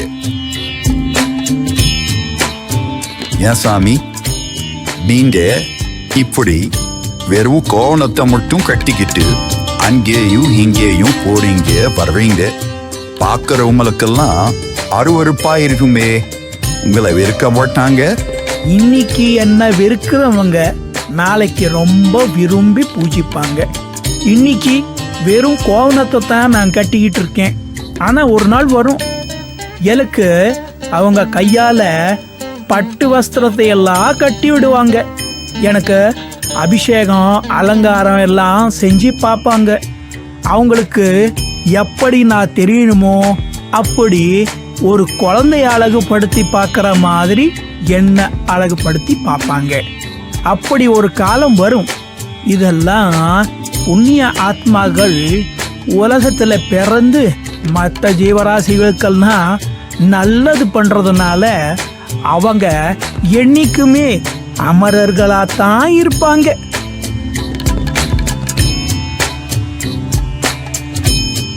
சாமி, இந்த உலகத்துல ஒரு தனிப்பட்ட மனுஷன் தப்பு பண்ணனா அது அவனுக்கு சொந்தமான விஷயம். ஆனா ஒரு சமுதாயமே தப்பு பண்ணனா அதை என்னன்னு சொல்றது சாமி? நீங்க எதை பத்தி சொல்றீங்க? கொஞ்சம் விவரமா சொல்லுங்க. அதாவது சாமி, வீட்டுல ஒரு சுப நிகழ்ச்சி நடக்கும் போது இந்த மதுவை முக்கியமா உபயோகப்படுத்துறாங்க. அத கௌரவமா வேற நினைக்கிறாங்க. ஏழை குடும்பத்தை சேர்ந்த மக்கள் கடன் பட்டு அதை நடத்துவாங்க. பணத்தை செலவு பண்ணி வியாதிய வாங்கி கட்டிக்கிறாங்க. இவங்களை எல்லாம் என்னன்னு சொல்றது? வரட்டு கௌரவம் தான், அதுக்காக இத்தனை செலவு. ஆனா இது நல்லதுக்கு இல்லை. அந்த காசை பொண்ணுக்கோ அல்லது பையனுக்கோ உபயோகப்படுற மாதிரி பேங்குகளை போட்டு வைக்கலாம். நாளைக்கு வருங்காலத்தில் அவங்களுக்கு அது உபயோகமாக இருக்கும். அதை விட்டுட்டு இப்படி பண்ணுறது சரியில்லை. அந்த சமுதாயம் சீர்கிட்டு போகும். அப்படி ஒரு நிலைமை எந்த சமுதாயத்துக்கும் வரக்கூடாது. சாமி, உங்ககிட்ட ஒரு விஷயம் வித்தியாசமா பார்க்கறேன். நல்லவங்களும் உங்களை தேடி வர்றாங்க, சில கெட்ட எண்ணம் பிடிச்சவங்களும் வர்றாங்க. ஆனா வித்தியாசம் பார்க்காம எல்லாருக்கும் ஒரே மாதிரி பாரபட்சம் இல்லாம அருள் புரியுறீங்க. ஏன் சாமி அப்படி? அதாவது சாமி, கங்கை நதியில தண்ணி ஓடுது. தண்ணீரோட முக்கிய வேலை தாதம் பீக்கிறது தான். அந்த புனித கங்கை தாதத்தோட வர்றவன நல்லவன் கெட்டவன்னு பாரபட்சம் பார்த்தா தன்னோட கடமையை செய்ய முடியாதே. அவங்களுடைய கர்ம சுமைய அவங்க தான் சுமக்கணும். அப்படித்தான் நானும் தண்ணீர் மாதிரி சமுத்திரம் போல இருக்கிற இறைவனுடைய குழந்தையாம வற்றாத குளம். அபயம்னு வர்றவனுக்கு உபயம் செய்யணும். ஏன்னா நம்மெல்லாம் இறைவனுடைய பிரதிநிதிகள். அப்படின்னா சாமி, உங்களுக்கும் உங்களை நேசிக்கிறவங்களுக்கும் எந்த ஒரு அளவுக்கூறும் கிடையாதா? அது இருக்கு. அது அவங்க நேசிக்கிறத பொறுத்து இருக்கு. ஏன்னா ஒடுக்கிறது தானே திருப்பி வாங்க முடியும். ஓ, அது அப்படியா? சரி சரி. ஏன் சாமி, விந்தைக்கு வந்தனோன்னு சொல்றாங்களே, நீங்களும் அதை செய்யலாமே. உங்களுக்கும் விளம்பரம் கிடைக்கும், பாராட்டு கிடைக்கும் இல்லையா? அப்படி செஞ்சா நாம நம்ம சொந்த இடமான புண்ணியாத்மா மண்டலத்துக்கு திரும்பி போக முடியாது. இங்கேயே தான் பிறப்பு இறப்பு வந்துகிட்டும் போய்கிட்டும் இருக்கணும். ஏன்னா கர்மா கூடிடுமே. சுய விளம்பரத்தால அதம்தமா கூடும். அதுக்குன்னு ஒரு காலம் வரும். அப்போ சில பக்தர்கள் கூடி இந்த புண்ணியமான இடத்துல விழா நடத்துவாங்க. அது திருவிழாவா இருக்கும். அதாவது இந்த அம்பரம் எங்கும் விழா கோலமா இருக்கும். அதுதான் உண்மையான விழா அம்பரம். நீங்க சொன்ன விளம்பரம். நடக்க வேண்டியது நடந்தே தீரும், கிடைக்க வேண்டியதும் கிடைச்சே தீரும். அதுவும் உண்மைதான் சாமி. நான் உங்க கூட இருக்கும்போது எனக்கு தெய்வீக ஆனந்தம் கிடைக்குது சாமி. ஆமா, சாதுக்கள் ஒன்னா கூடி பேசுற இடம் தெய்வீகமா தான் இருக்கும். அபாரம் அபாரம். இதுதானே உண்மையான சத்சங்கம். சரி சாமி, நான் கிளம்ப வேண்டிய நேரம் வந்துருச்சு. அப்படியா? சரி, போயிட்டு வாங்க. வாய்ப்பு இருந்தா மறுபடியும் சந்திப்போம். திருச்சிற்றம்பலம். ஓம் நமோ நாராயணாய என்று சொல்லி அந்த சிவனடியார் ஐயனிடமிருந்து விடைபெற்று சென்றார். ஒரு நாள் ஐயன் டாக்டர் வெள்ளிராஜை காண கோத்தகிரியில் உள்ள அரசினர் மருத்துவமனைக்கு வந்தார். அங்கு நோயாளிகள் அலைக்கழிக்கப்படுவதைக் கண்டு மனம் வருந்தினார். வெள்ளிராஜை பார்த்த ஐயன் ಅವರಿಡಂ ಡಾಕ್ಟರ್ ಸ್ವಾಮಿ, ಇಲ್ಲಿ ಬಪ್ಪ ಸಂಕಟಗಾರಗ ಸರಿಯಾದ ಗವನಿಪ್ಪಿಲ್ಲ. ಪಾಪ ಅವಕ್ಕೆ ಅಪ್ಪ ಕಷ್ಟಪಟ್ಟಾರ. ಅಪ್ಪನೇ ನಿಂಗೆ ಒಂದು ಸನಿಯ ಕ್ಲಿನಿಕ್ ತರವೆಲ್ಲ ಒಳ್ಳಂಗಪ್ರವ ಸಂಗತಕಾರರು உடனே ನಂಗೆ ವೈದ್ಯ ಕೊಟ್ಬಿಡಾಕು என்று சொல்ல டாக்டர், ನಿಂಗೆ ಇಲ್ಲ ಸರಿ ಸ್ವಾಮಿ, எனக்கு சொந்தமா 2 இடம் எடுது ಸ್ವಾಮಿ. அதுதோக நீங்க முடி மாடு ஏரியா கிளினிக் கட்டிடுவா என்று சொல்ல ஐயன் ஒரு இடத்தை தேர்வு செய்து, ಈ ಎಡದೋಗೆ ನಿಂಗೆ ಸ್ವಂತವ ಕ್ಲಿನಿಕ್ ಕಟ್ಟಿವೆ. என்று சொன்னார். பிறகு டாக்டர் அந்த இடத்தில் சில நாட்களில் ஒரு கிளினிக்கை கட்டினார். அதற்கு ஐயன் கையால் பூஜை செய்ய வைத்து திறப்பு விழாவும் நடத்தினார். அப்பொழுது ஐயன் டாக்டரிடம் சொன்னார், ಬಿಲ್ಡ್ರ ಸ್ವಾಮಿ நீங்க ஏழை சேர்த்து நீங்க சேவை ಮಾಡಿ ಹಣ ಇಲ್ಲದ ಕಷ್ಟಪಡೋಕಾಗ நீங்க அப்புறம் சேவை ಮಾಡಿ ಹಣಕಾಸುಗಾಗಿ நீங்க ಸೇವೆ ಮಾಡಬೇಡಿ. சரி சாமி, நீங்க ஏதிங்கே மாடோ சாமி. அதற்கு ஏற்றாற்போல் டாக்டரும் வரும் நோயாளிகளிடம் இருந்து மிகவும் குறைவான ஃபீஸ் வாங்கிக் கொண்டு நோய்களை குணப்படுத்த ஆரம்பித்து விட்டார். இப்படி நோய்வாய்ப்பட்டு வலியால் தவிக்கும் மானிடர்களை பார்த்தால் ஐயன் அவர்கள் மேல் கருணை கொள்வார். ஏனென்றால் மற்றவர்களின் வலிகளை போக்கும் காருண்யமூர்த்தியாயிற்றே சுவாமி கிருஷ்ணானந்தர். இன்னும் சொல்லப்போனால் நடமாடும் தெய்வமாகவே அந்த கோமணத்துறவி வாழ்ந்து வந்தார். ஒரு அமாவாசை அன்று ஐயன் மஞ்சக்கொம்பை எத்தையம்மன் கோவிலுக்கு வந்து இருக்கும் வேளையில் அவரை சந்திக்க டாக்டரும் அவரது துணைவியாரும் வந்தனர்.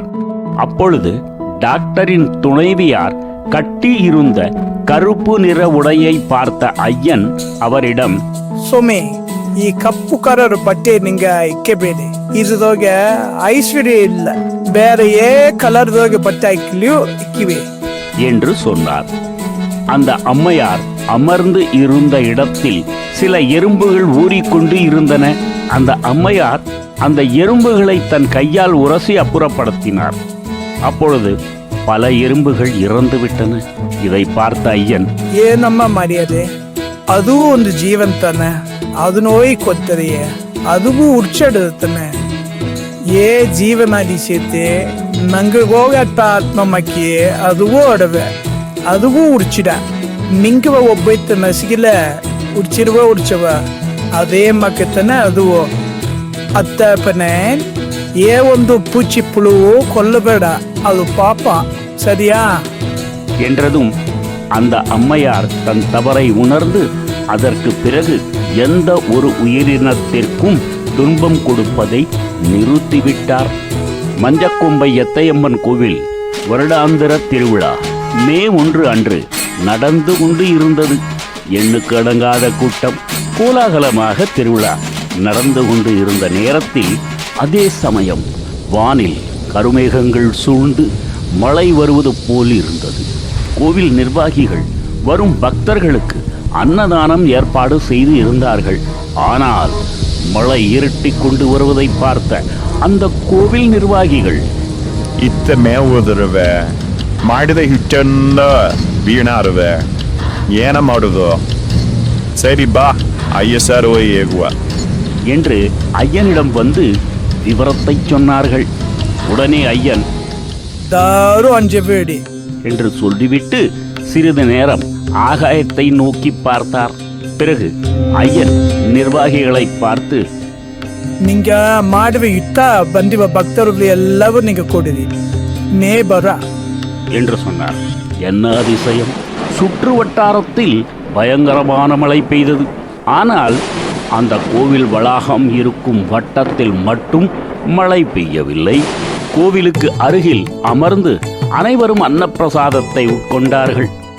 இந்த அதிசயம் அனைத்து மக்களிடம் பெரிய ஆச்சரியத்தை ஏற்படுத்தியது. ஏன் இல்லாமல் சுவாமி கிருஷ்ணானந்தர் தான் ಛಾಯಾ புருஷராயிற்றே. ஐயனுடைய இந்த மகிமை 8 திக்கும் பரவியது. அனைவரும் ஐயனிடம் ஆசிகளை பெற்றுக்கொண்டு சென்றனர். ஐயனின் சொந்த ஊரான புலிக்கல்லைச் சேர்ந்த அன்பர் ஒருவர் அதே ஊரில் மளிகை கடை ஒன்றை நடத்தி வந்தார். அவர் மிகவும் கருணை உள்ளம் கொண்டவர்.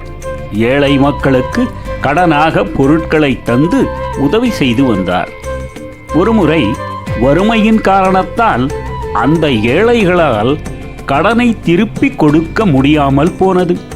அதனால் மளிகை கடைக்காரர் அவர் பொருட்களை வாங்கிய இடத்தில் கடனாளியாக வேண்டியாயிற்று.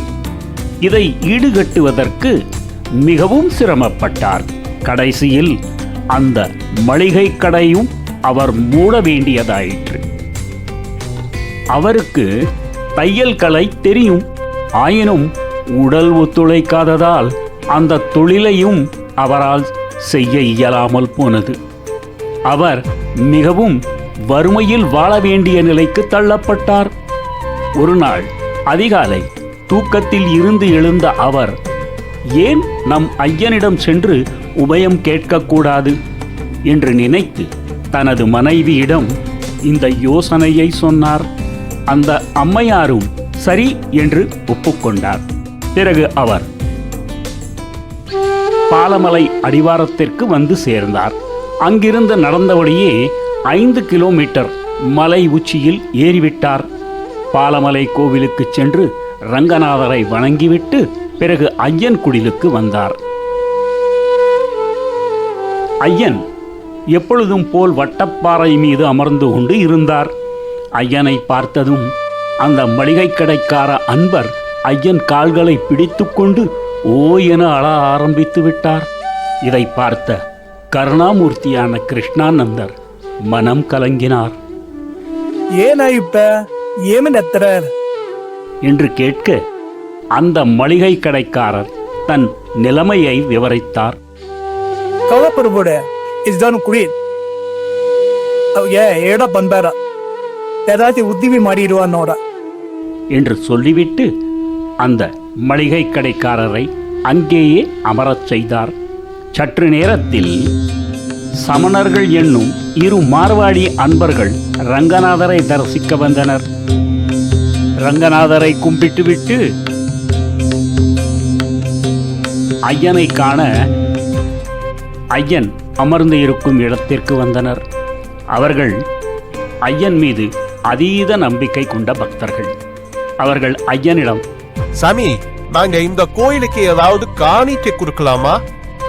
நீங்க ஏதாவது கொடுக்கணும்னு ஆசைப்பட்டா இங்க ஒரு ஏழை உட்காந்துட்டு இருக்கான், அவனுக்கு உங்களால முடிய உதவிய பண்ணுங்க என்று சொன்னார். அவர்கள் இருவரும் ஆளுக்கு தலா 1000 ரூபாய் அந்த ஏழை மளிகை கடைக்காரருக்கு ஐயன் முன் கொடுத்தார்கள். பிறகு அவர்கள் ஐயனிடம் விடை பெற்றுக் கொண்டு சென்று விட்டார்கள். இந்த மளிகை கடைக்காரர் ஆனந்த கண்ணீர் மல்க ஐயனை வணங்கிவிட்டு ஐயனிடமிருந்து விடை பெற்று சென்றார். நம்பினார் கெடுவதில்லை, 4 முறை தீர்ப்பு என்பதை உண்மையாக்கினார் சுவாமி கிருஷ்ணானந்தர்.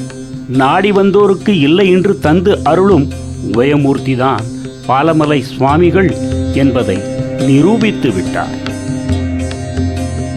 ஒரு முறை டாக்டர் தம்பதியர் ஐயனை காண மலைப்பாதை வழியாக பாலமலைக்கு வந்து கொண்டு இருந்தார்கள். வரும் வழியில் மலைப்பாதையில் ஒரு புலி நடமாடுவதை பார்த்தார்கள். சற்று பயத்தில் அங்கேயே நின்று விட்டார்கள். புலி ஒன்றும் செய்யவில்லை, காட்டுக்குள் சென்று விட்டது. பிறகு அவர்கள் ஐயன் குடிலுக்கு அருகில் வந்து சேர்ந்தார்கள். வட்டப்பாறை மீது அமர்ந்து கொண்டு இருந்த ஐயனை பார்த்து இருவரும் வணங்கினார்கள். ஐயன் அவர்களை பார்த்து, டாக்டர் சாமி, தாரியை நீங்க குடியை நோடிதரா என்று கேட்டார். அந்த தம்பதியருக்கு ஆச்சரியம். ஐயன் தன்னை காண வரும் பக்தர்களை எந்த ஒரு ஆபத்தும் வராமல் பாதுகாப்புடன் வந்து சேரும் வரை கண்காணித்துக் கொண்டு தான் இருக்கிறார் என்பது அந்த தம்பதியருக்கு புரிந்துவிட்டது. ஐயன் வந்தவர்களின் நலனை விசாரித்துவிட்டு தனது அருகில் அமரச் சொன்னார். தம்பதியரும் அமர்ந்து கொண்டனர். சற்று நேரத்தில் ஐயன் தியானத்தில் சென்று விட்டார். நேரம் போய்கொண்டே இருந்தது. அந்த தம்பதியருக்கு அன்றே திரும்பி ஊருக்கு செல்ல வேண்டும், என்ன செய்வது என்று புரியாமல் அமர்ந்து கொண்டுதான் இருந்தனர். ஐயனிடம் உத்தரவு பெறாமல் திரும்பி போவது சரியல்ல என்று அமர்ந்து கொண்டே இருந்தார்கள். 6 மணி நேரம் கழித்து ஐயன் தியானத்தை கலைத்தார். கண் திறந்து பார்த்தார். அந்த 2 தம்பதியரும் அங்கேயே அமர்ந்து கொண்டு இருந்தார்கள். அவர்களை பார்த்து, டாக்டர் சாமಿ நீங்க இன்னும் ಇಲ್ಲಿದ ಕುಳಿತಿದ್ರಾ? ಒಂದು ಇಲ್ಲ ಮೇವಲ್ಲಿ ಒಂದು ಪುನಃ ಜೋಲೆ ಇಟ್ಟ ನಂಗ ಗುರುನಾದರು ಇಂದು ದೇವರ ಹುಟ್ಟ ಅದು ಹೋಯ್ತು ಬಂತ நீங்க அட்டி ஒப்புதல்ல நீங்க கடிவி ಹೋಯ್ತು பாரு என்று சொல்லி வழி அனுப்பி வைத்தார். எங்கு இருக்கிறது பாலமலை? எங்கு இருக்கிறது இமயமலை? இங்கு அமர்ந்து கொண்டே அவரது குருவின் கடைசி ஈமச் சடங்குகளை செய்வதற்கு அங்கு சென்று இருக்கிறார் என்றால் அவருடைய தவ வலிமையை பற்றி என்னவென்று சொல்வது? அவர்தான் அஷ்டமா சித்திக்கு அதிபதியாயிற்றே.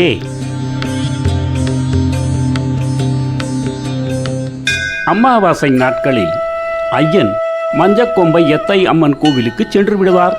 அங்கு மாதம் பக்தர்களின் கூட்டம் அதிகமாகிக் கொண்டே இருந்தது.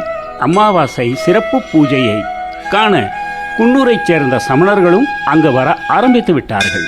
அந்த ஆலயத்தில் பஜனைகள் கீர்த்தனைகள் நடைபெற ஆரம்பித்து விட்டன. ஒரு முறை அந்த பஜனை மண்டலத்தில் பாடிக்கொண்டு இருந்த ஒரு அம்மையாருக்கு தலைவலி. பாவம், அந்த அம்மையார் தலைவலியால் துடித்து கொண்டு இருந்தார். இதை கண்ட ஐயன் ஆலயத்தின் கருவறையில் இருந்து சற்று திருநீரை எடுத்து வரச் சொல்லி அந்த பெண்மணியின் நெற்றியில் பூசிவிட்டார். அவ்வளவுதான். வலியால் துடித்துக் கொண்டு இருந்த அந்த பெண் குணமாகிவிட்டார். வலி போன இடமே தெரியவில்லை.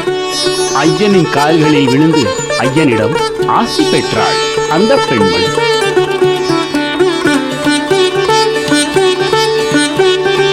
ஒரு அமாவாசை அன்று ஐயன் மஞ்சக்கொம்பை எத்தை அம்மன் கோவிலில் பூஜையில் கலந்து கொண்டார். அங்கு அவருடைய பக்தராகிய ராமகவுடரும் வந்து இருந்தார். ஐயனிடம் இருந்து பிரசாதம் வாங்கி கொண்டு அவர் குன்னூர் வந்தார். குன்னூரில் அவர் கோச்சர் சகோதரர்கள் கடைக்கு வந்து, வணக்கங்க, மஞ்சக்கொம்பை கோயில்ல அமாவாசை பூஜை பாலமலை சாமி செஞ்சாரு, அந்த பிரசாதத்தை கொண்டு வந்திருக்கேன், இந்தாங்க எடுத்துக்கோங்க என்று கொடுக்க அவர்கள் இருவரும் எந்த அமாவாசை அன்னைக்கு என்று கேட்டார்கள். நேத்து தாங்க, இந்த அமாவாசை அன்னைக்கு தான் என்று சொன்னதுமே இருவரும் சிரித்தார்கள். நேத்து அமாவாசை அன்னைக்கு பாலமலசாமி இங்க குன்னூர்ல ராதாவாடியில தான் பூஜை பண்ணிக்கிட்டு இருந்தாரு என்று சொல்ல ராமகவுடருக்கு மிகவும் ஆச்சரியம். இல்ல நேத்து பாலமலசாமி மஞ்சக்கொம்பையில தான் பூஜை பண்ணிக்கிட்டு இருந்தாரு, நான் என் கண்ணால பார்த்தேனே என்றதும், சரி, விவாதம் வேண்டாம் என்று 2 இடங்களிலும் நன்றாக விசாரித்து பார்த்த போது 2 இடங்களிலும் ஒரே நேரத்தில் கிருஷ்ணானந்தா சுவாமிகள் பூஜையில் இருந்தார் என்பது ஊர்ஜிதமானது. எப்ப வேண்டுமானாலும் எங்கு வேண்டுமானாலும் காட்சி தருவார் என்பதற்கு இந்த நிகழ்வே ஒரு சாட்சி. இதேபோல் ஒரு முறை பாலமலையில் ஐயன் வட்டப்பாறையில் அமர்ந்து கொண்டு பக்தர்களுடன் பேசிக் கொண்டிருக்கிறார். அதே நேரத்தில் பாலமலை அரங்கநாதர் கோவிலிலும் அவர் அனைவருடன் நின்று பேசிக் கொண்டிருக்கிறார். இந்த நிகழ்வை ஒரு பக்தர் பார்த்திருக்கிறார். அவர் பிறகு, சரி, தெப்பக்குளம் வரைக்கும் போயிட்டு வரலாம் என்று அவர் ஐயன் குடிலை கடந்து போகும் பொழுது பார்க்கிறார். அங்கு ஐயன் வட்டப்பாறை மீது உட்கார்ந்து பேசிக் கொண்டிருக்கிறார். இந்த அதிசயத்தை பார்த்து அந்த பக்தர் வியந்தார். என்ன, இப்பதான் இவரை நான் கோயில்ல பார்த்தேன், அதுக்குள்ளார இங்க வந்து உட்கார்ந்துட்டு இருக்கிறாரே என்று சொன்னதும் அங்கு அமர்ந்து இருந்தவர்களில் ஒருவர், என்னப்பா சொல்ற, 1 மணி நேரமா இவர் இங்க தான் உட்கார்ந்துகிட்டு பேசிக்கிட்டு இருக்கிறாரு என்றதும், இல்லப்பா, இப்பதான் நான் கோயில்ல பார்த்தேன், அவரு அங்கதான் நின்றுகிட்டு பேசிக்கிட்டு இருக்காருப்பா. அப்படியா, சரி வா போய் பார்க்கலாம் என்று சொல்லிவிட்டு அந்த நபர் இங்கு வந்து பார்க்கும் பொழுது ஐயன் இங்கும் காட்சி தருகிறார். இப்படி பல இடங்களில் ஒரே நேரத்தில் காட்சி புரிந்து அவரை நம்பியவர்களுக்கு நன்மை செய்து வந்தார்.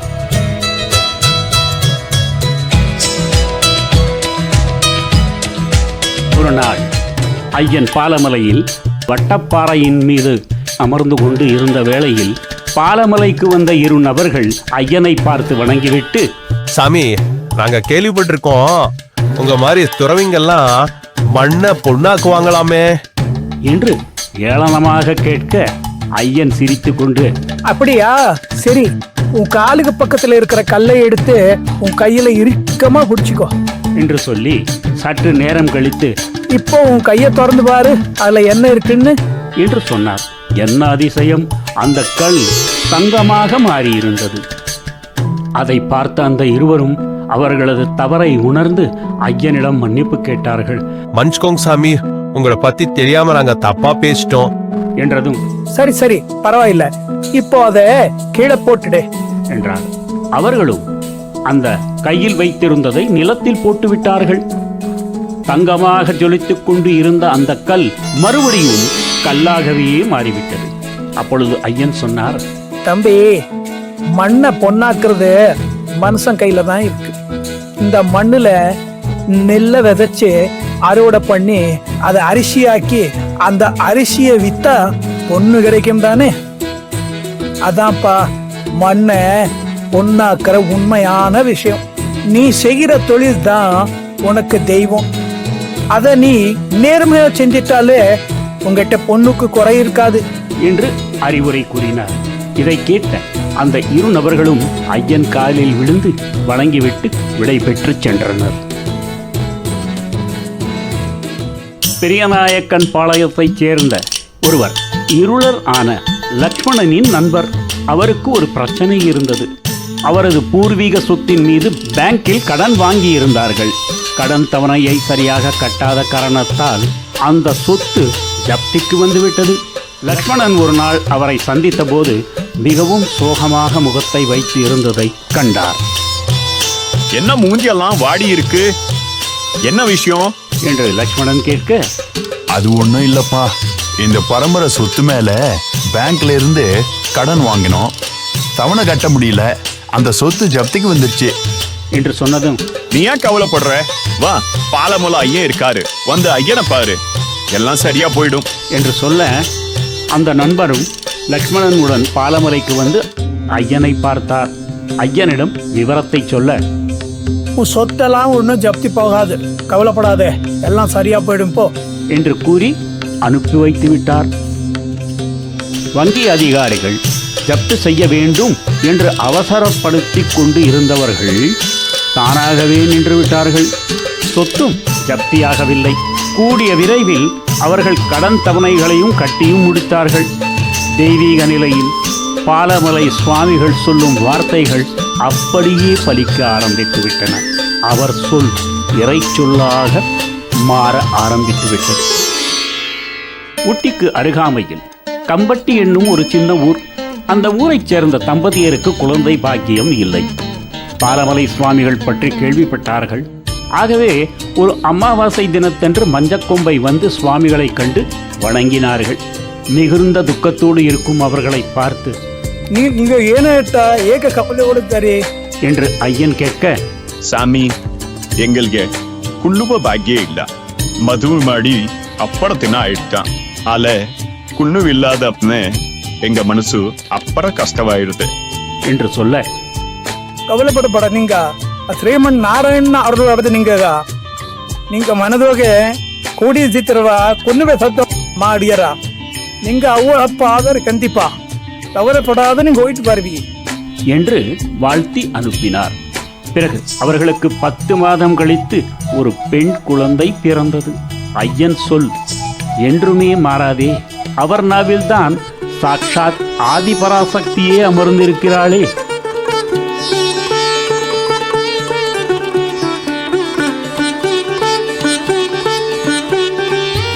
ஐயனின் பரம பக்தர்களில் வனத்துறையைச் சார்ந்த ஒரு ஊழியரும் இருந்தார்.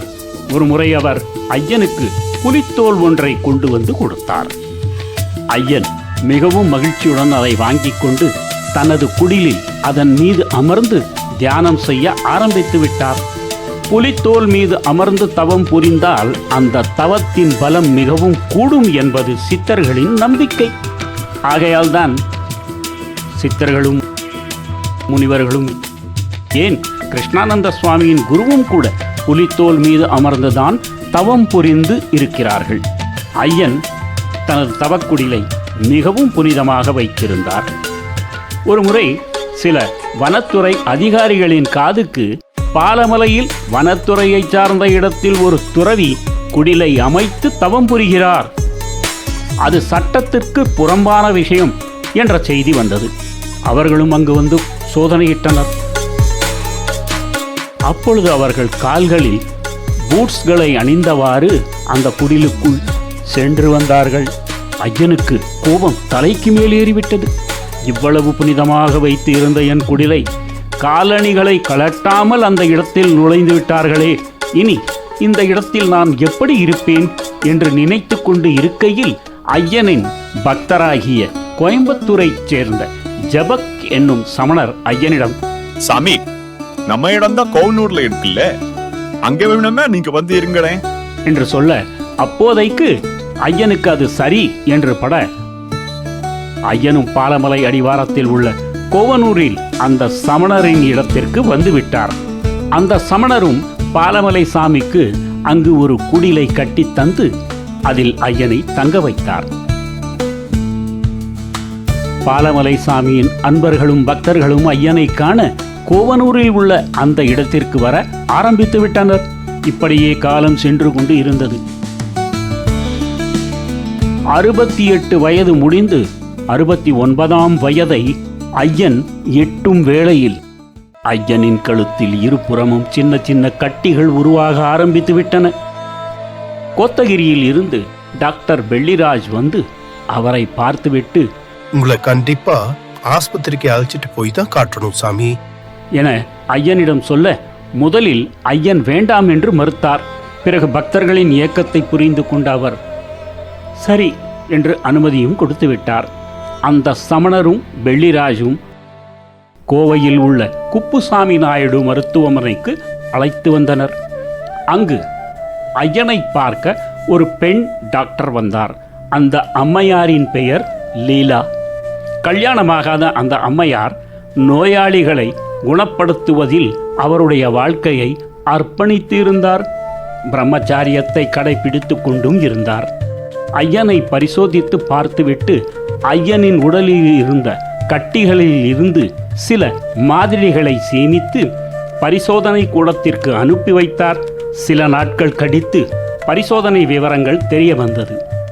அதில் ஐயனுக்கு புற்றுநோய் இருப்பதாக கூறப்பட்டு இருந்தது. கண்டிப்பாக ஐயனுக்கு அறுவை சிகிச்சை செய்து ஆக வேண்டும் என்ற கட்டாயம். ஐயன் அதையெல்லாம் செய்யாதீங்க என்று மறுத்தாலும் அன்பர்களின் வேண்டுகோளுக்கு இணங்க ஒப்புக்கொண்டார். பிறகு ஆபரேஷன் தியேட்டருக்கு அவரை அழைத்து வந்த பொழுது அவர் அந்த பெண் டாக்டர் ஆன லீலா என்பவரிடம், டாக்டர் அம்மா, நீங்க இந்த மயக்க மருந்தெல்லாம் ஒன்றும் கொடுக்க வேண்டாம். அதெல்லாம் இல்லாம சாதாரணமாவே நீங்க அறுவை சிகிச்சையை செய்யுங்க. ஏன்னா என் உடம்புல அந்த போதை மருந்தெல்லாம் போகக்கூடாது, புரிஞ்சுதா என்று கட்டளையிட்டார்.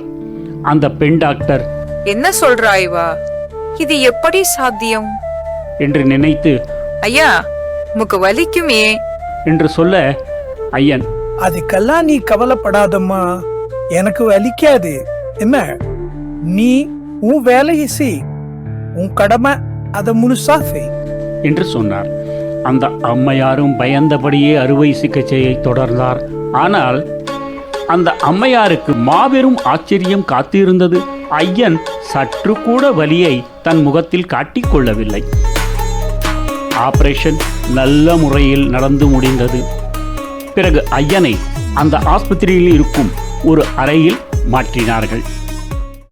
அந்த மருத்துவம் புரிந்த அம்மையார் மிகவும் எளிமையானவர், அன்பின் வடிவம், அமைதியான இயல்பு உடையவர், அனைவரிடமும் அன்பாக பேசுவார்.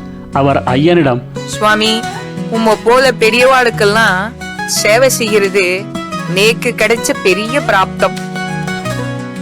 எங்க பெரியவாள்லாம் சொல்லுவா, அதுல போன ஜென்மத்துல செஞ்ச புண்ணியம்தான் இந்த ஜென்மத்துல நமக்கு சந்தர்ப்பமா அமையும். நேக்கு பகவான் கொடுத்த பெரிய வரப்பிரசாதம். உமக்கு நான் சேவை புரிஞ்சது. எப்பவும் என் மேல உங்க கருணை இருக்கணும் சுவாமி என்று சுவாமிகளிடம் கூறினார். சுவாமி, நீங்க இங்க இருக்கிற வரைக்கும் இந்த ரூம் ஒரு ஆசிரமம் மாதிரியவே இருக்கட்டும். என்று கூறினார். ஐயன் அந்த மருத்துவமனையில் இருந்த வரைக்கும் ஐயனுடைய பக்தர்கள் அவரை காண அங்கு வர ஆரம்பித்து விட்டனர். அன்பர்கள் கொண்டு வரும் பிரசாதங்களை ஐயன் அங்கு இருக்கும் அனைவருக்கும் பகிர்ந்து கொடுத்து விடுவார். ஒருமுறை பிரசாதம் குறைவாக இருந்தது, ஆனால் கூட்டமோ அதிகம். ஐயன் தனது கரங்களால் அந்த பிரசாதங்களை அள்ளி அள்ளி கொடுத்து கொண்டே இருந்தார். ஆனால் பிரசாதம் குறையவில்லை. இது அவர் நிகழ்த்திய மகிமைகளிலேயே மாபெரும் மகிமை. இங்கு இருக்கும் பக்தர்கள் அனைவரும் ஐயனின் இந்த மகிமையை கண்டு போற்றி புகழ்ந்தார்கள். ஐயனை பார்த்துக் கொள்வதற்காக பகலில் ஜபக் என்பவரும் இரவில் டாக்டர் பெள்ளிராஜ் என்பவரும் வந்து விடுவார்கள். ஐயன் அங்கு இருந்த வரைக்கும் அந்த அறையை அங்கு பணிபுரிபவர்கள் அனைவரும் ஒரு கோவிலாகவே பாவித்து அன்றாட ஐயனை வணங்கிய பிறகுதான் அவர்களது வேலைகளை செய்து கொண்டு இருந்தார்கள். நீலகிரியில் அதிக்கரட்டி பாலக்கொளா கிராமத்தைச் சேர்ந்த ஒரு பெண் புற்றுநோயால் பாதிக்கப்பட்டு புற்றுநோய் பிரிவில் சிகிச்சைக்காக சேர்க்கப்பட்டு இருந்தாள். ஐயனின் படுக்கைக்கு எதிரில்தான் அந்த பெண்ணும் அட்மிட் ஆகி இருந்தாள். அந்த பெண்ணை காண வரும் அவரது குடும்பத்தார் தினமும் ஐயனை வணங்கிவிட்டு செல்வதை வழக்கமாக வைத்திருந்தார்கள். ஐயனின் கருணை கண்கள் அந்த பெண் மீதும் பட்டது. அவளுடைய சிகிச்சை முடிந்த பிறகு பணத்தை கட்டுவதற்காக கவுண்டருக்கு சென்ற பொழுது அங்கு அவளது சிகிச்சைக்கு தேவையான அனைத்து பணமும் கட்டியாகிவிட்டது என்று சொல்ல அவர்களுக்கு ஒன்றும் புரியவில்லை. இப்படி மறைமுகமாக எத்தனை பேர்களின் துன்பங்களை நீக்கியிருக்கிறாரோ அந்த கோமணத் துறவி.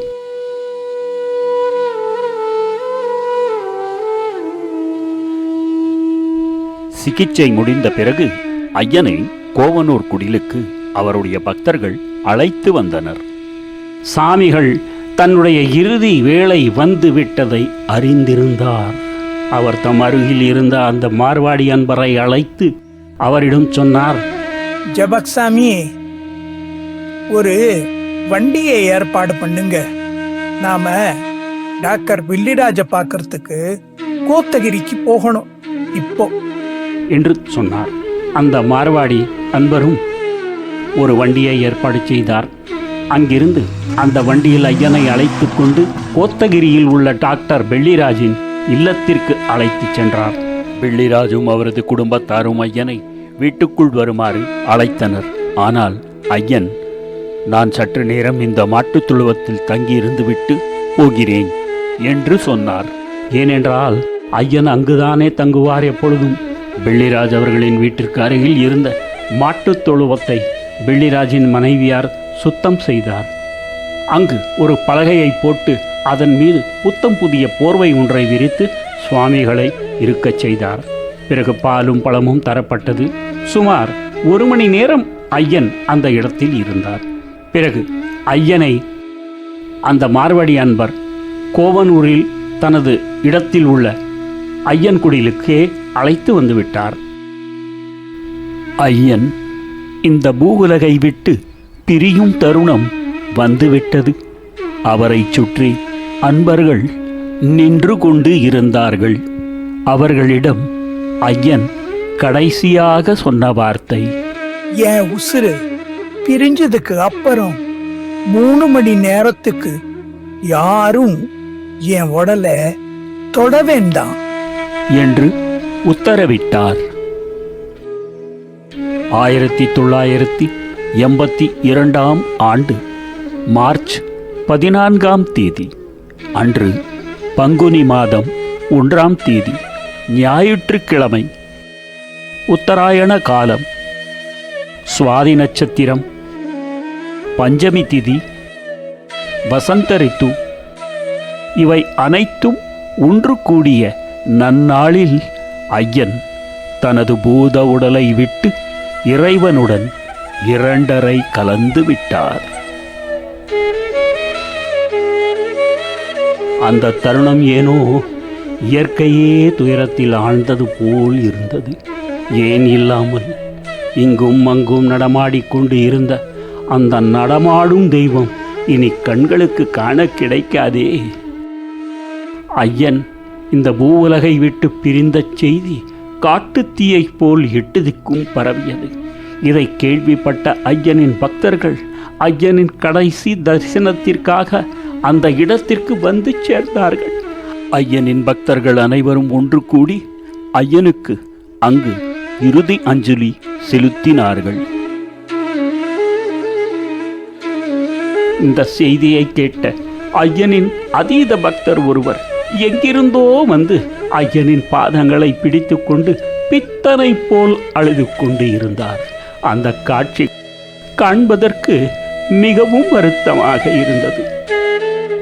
குருமார்களின் இறுதிச் சடங்கு விதிமுறைகளின்படி ஐயனின் பூத உடல் மீது விபூதியை கொண்டு அபிஷேகரித்து அந்த மார்வாடி அன்பர் ஜபக் என்பவரின் கோவனூரில் உள்ள இடத்திலேயே ஐயனுக்கு சமாதி அமைக்க தீர்மானிக்கப்பட்டது. பிறகு அந்த இடத்தில் ஐயனுக்கு சமாதி அமைப்பதற்காக சதுர வடிவில் ஒரு பள்ளத்தை தோண்டி அதில் பத்மாசனத்தில் ஐயனின் பூத உடலை பரிபூரண மரியாதையுடன் சமாதியில் அமர வைத்து விபூதி, கற்பூரம், துளசி என்னும் புனித பொருட்களை கொட்டி அந்த சமாதியை நிரப்பி அதன் மீது சதுர வடிவில் ஒரு கருங்கல்லையும் வைத்து ஐயனின் பூத உடல் நல்லடக்கம் செய்யப்பட்டது. மானிடர்களின் துயர்களை தீர்ப்பதுதான் தன்னுடைய தலையாய கடமை என்று சங்கல்பம் கொண்டு இந்த பூலோகத்தில் பிறந்த அந்த புண்ணிய ஆத்மாவான பூஜ்ய ஸ்ரீ கிருஷ்ணானந்த சுவாமி என்ற அவதார புருஷனின் ஒரு சகாப்தம் முடிவுக்கு வந்தது.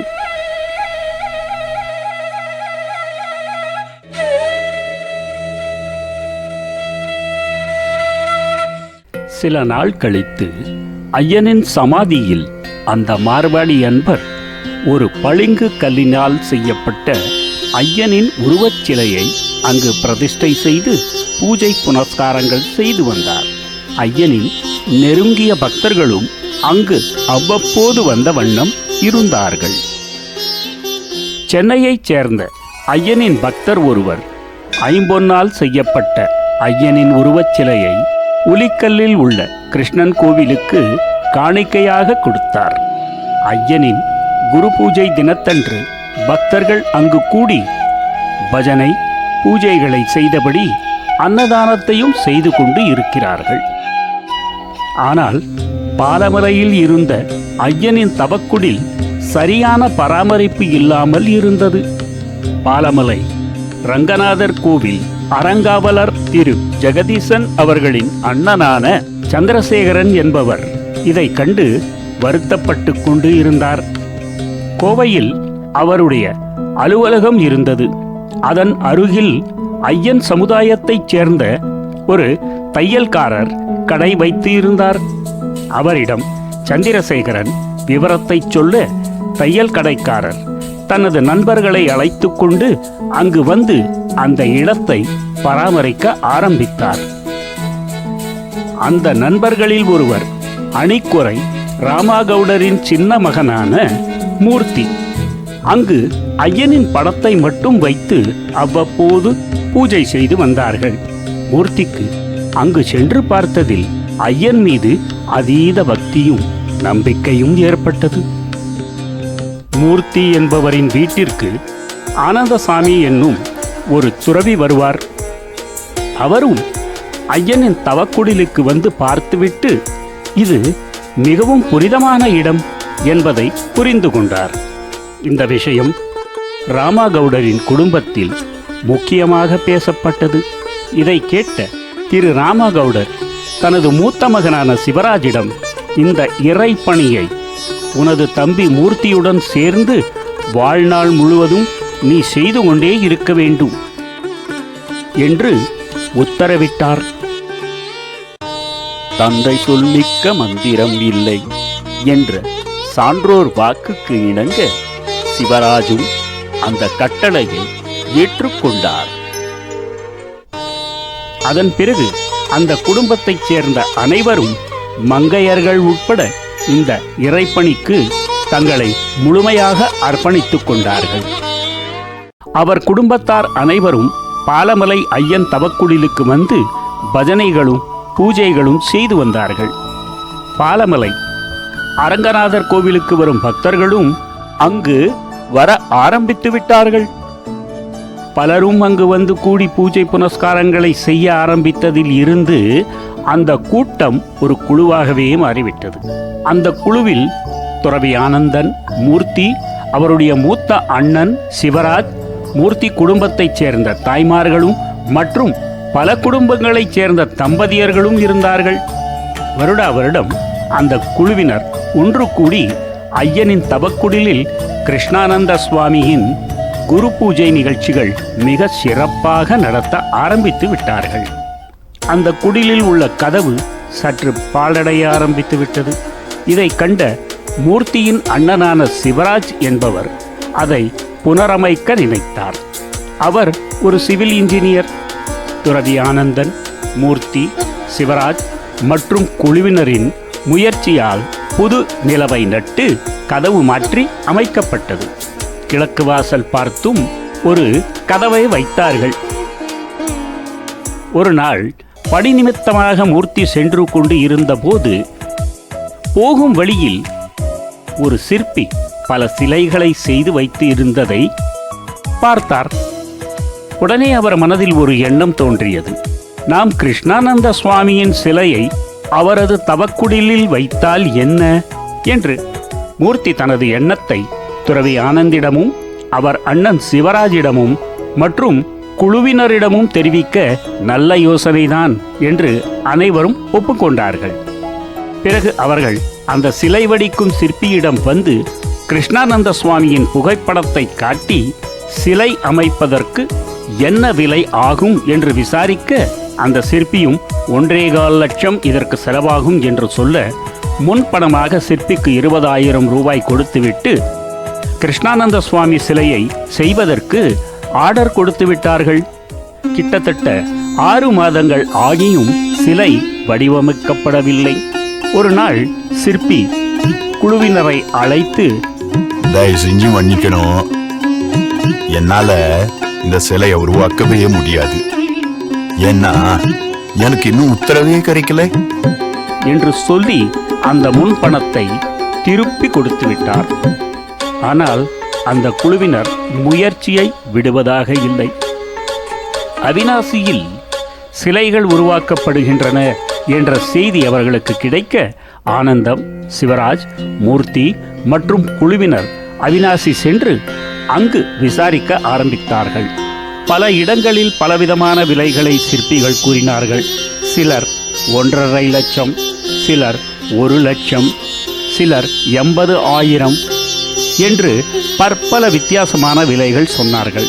கடைசியில் அவர்கள் கண்ணில் ஒரு சிற்பியின் சின்ன கடை தென்பட்டது. அந்த சிற்பியிடம் சென்று விவரத்தை சொன்னதில் அந்த சிற்பி புகைப்படத்தை நன்றாக ஒத்து பார்த்துவிட்டு செய்துவிடலாம், ஆனால் 35 ரூபாய் இதற்கு விலையாகும் என்று சொல்ல முன்பணமாக ஒரு 10,000 ரூபாய் தந்து ஆர்டரும் கொடுத்துவிட்டு வந்தார்கள். ஒரே மாதத்திற்குள் சிலை முழுமையாக வடிவமைக்கப்பட்டு விட்டது. அந்த சிற்பி மூர்த்திக்கு தகவல் சொல்ல ஆனந்தம், சிவராஜ், மூர்த்தி ஆகியோரும் அங்கு சென்று பார்த்தபோது தத்ரூபமாக ஐயன் அமர்ந்து இருப்பது போல் இருந்தது அந்த சிலை. இங்கும் கிருஷ்ணானந்த சுவாமி தனது மகிமையை காட்டியிருக்கிறார். பல லட்சங்கள் செலவிட்டு உருவாக வேண்டிய சிலையை சில ஆயிரங்களில் உருவாக்க வைத்தார். இது ஐயனின் மகிமைதானே. அந்த சிலையை ஐயனின் தவக்குடிலில் பிரதிஷ்டை செய்வதற்கு பல தடைகள், பல இடையூறுகள். ஆனால் ஐயனின் உத்தரவால் தானே இந்த சிலை உருவானது. அதை யாரால் தடுக்க முடியும்? பிக்கோலைச் சேர்ந்தவர் புலவர் நஞ்சன் அவர்கள். அவர்களின் புதல்வர் ஸ்ரீதர். அவர் பல வருடங்களாக வேதங்களை படித்து பாண்டித்யம் கொண்டவர். ஒரு நன்னாளில் ஐயனின் தவக்குடிலில் ஸ்ரீதர் என்பவர் வேத மந்திரங்கள் ஓத அந்த குழுவினரால் மிகவும் எளிமையான பொற்செலவில் கிழக்கு முகம் பார்த்து பூஜ்ய ஸ்ரீ கிருஷ்ணானந்த சுவாமியின் உருவச்சிலை பிரதிஷ்டை செய்யப்பட்டது. அங்கு நடக்கும் அனைத்து பூஜைகளையும் நிகழ்ச்சிகளையும் சிவராஜ் மூர்த்தி சகோதரர்களின் சொந்த செலவிலேயே செய்து வந்தார்கள். அந்த குடிலில் வெளியில் உள்ள இடத்தில் ஓலையால் மேயப்பட்ட பந்தலில்தான் நிகழ்ச்சி நிரல்களை நடத்தி கொண்டு இருந்தார்கள். பக்தர்களின் கூட்டமோ வருடா வருடம் கூடிக்கொண்டே போனது. காற்றுக்கும் மழைக்கும் தாங்காமல் அந்த பந்தல் சரிந்துவிடும். அடிக்கடி அதை பராமரிக்க வேண்டி இருந்தது. இதற்கு நிரந்தர தீர்வு காண இரும்பினால் செய்யப்பட்ட ஒரு ஷெட் அங்கு அமைத்தால் என்ன என்ற யோசனை பற்றி அந்த குழுவில் பேசப்பட்டது. இது ஒரு இறைப்பணி. இதில் அனைத்து பக்தர்களின் பங்கு இருக்க வேண்டும் என்று தீர்மானிக்கப்பட்டது. அப்பொழுது சிவராஜின் துணைவியாரான வசுமதி அம்மையாரும் மூர்த்தியின் துணைவியாரான சித்ராதேவியும் முன்வந்து, நாங்கள் ஊராக சென்று வடிவிச்சை எடுத்து இதற்கு தேவையான நிதியை திரட்டித் தருகிறோம் என்று கூறினார்கள். வசுமதியும் சித்ராதேவியும் ஐயனின் புகழ் 8 திக்கும் பரவ வேண்டும் என்ற நல்ல எண்ணத்தில் செல்லும் இடமெல்லாம் ஐயனின் புகைப்படத்தை விநியோகிக்க வேண்டும் என்று திட்டமிட்டார்கள். அவர்களுடன் சில மங்கையர்களும் கூடிவிட்டார்கள். பிறகு அதற்கான ஏற்பாடுகளும் நடந்தன. பல ஆயிரம் ஐயனின் புகைப்படங்கள் விநியோகிப்பதற்கு அச்சடிக்கப்பட்டன.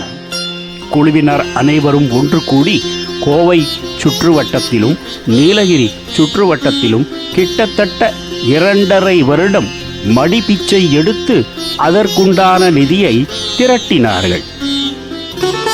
2 லட்சத்திற்கும் மேல் ஸ்ரீ கிருஷ்ணானந்த சுவாமியின் புகைப்படங்களோ விநியோகிக்கப்பட்டன.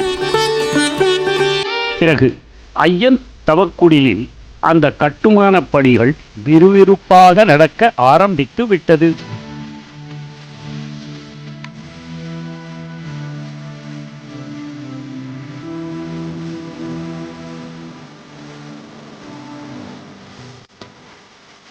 அதில் துறவிகள் யாரேனும் வந்தால் தங்குவதற்கு ஆசிரமம் மற்றும் பக்தர்கள் அமைதியுடன் தியானம் செய்வதற்காக ஒரு தியான மண்டபமும் உருவாக்கப்பட்டு மிக சிறப்பான முறையில் அந்த கட்டுமான பணிகள் முடிவுக்கு வந்தன.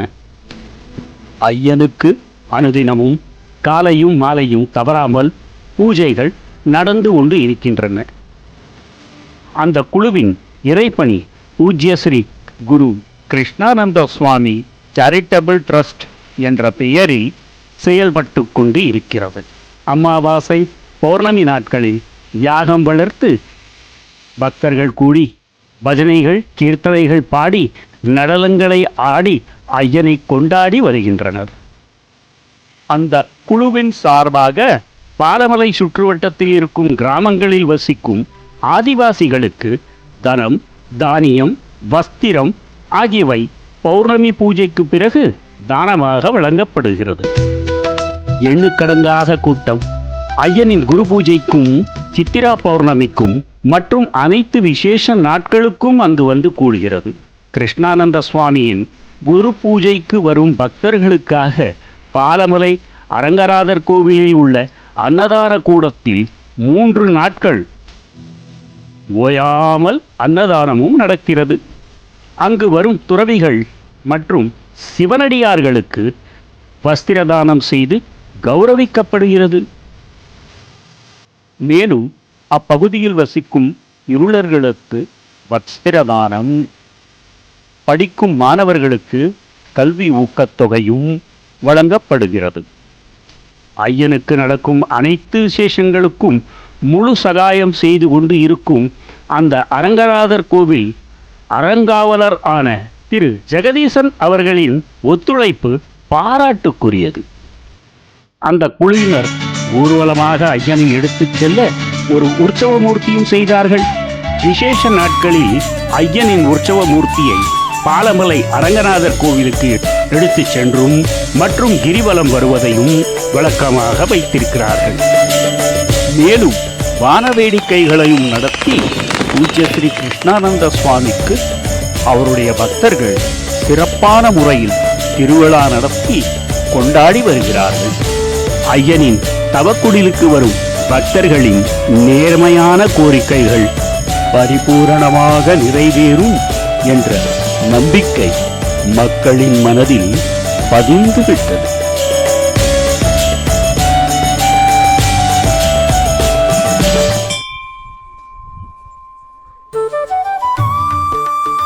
பூஜ்ய ஸ்ரீ கிருஷ்ணானந்த சுவாமியின் பரம பக்தர்களாகிய நீங்கள் அனைவரும் அவரின் வாழ்க்கை வரலாறை கண்டு மகிழ்ந்திருப்பீர்கள் என்று நம்புகிறோம். அடியேனுக்கு ஐயனின் வாழ்க்கை வரலாறை படைத்ததற்கு கிடைத்த பரிசு என்ன தெரியுமா? இதோ.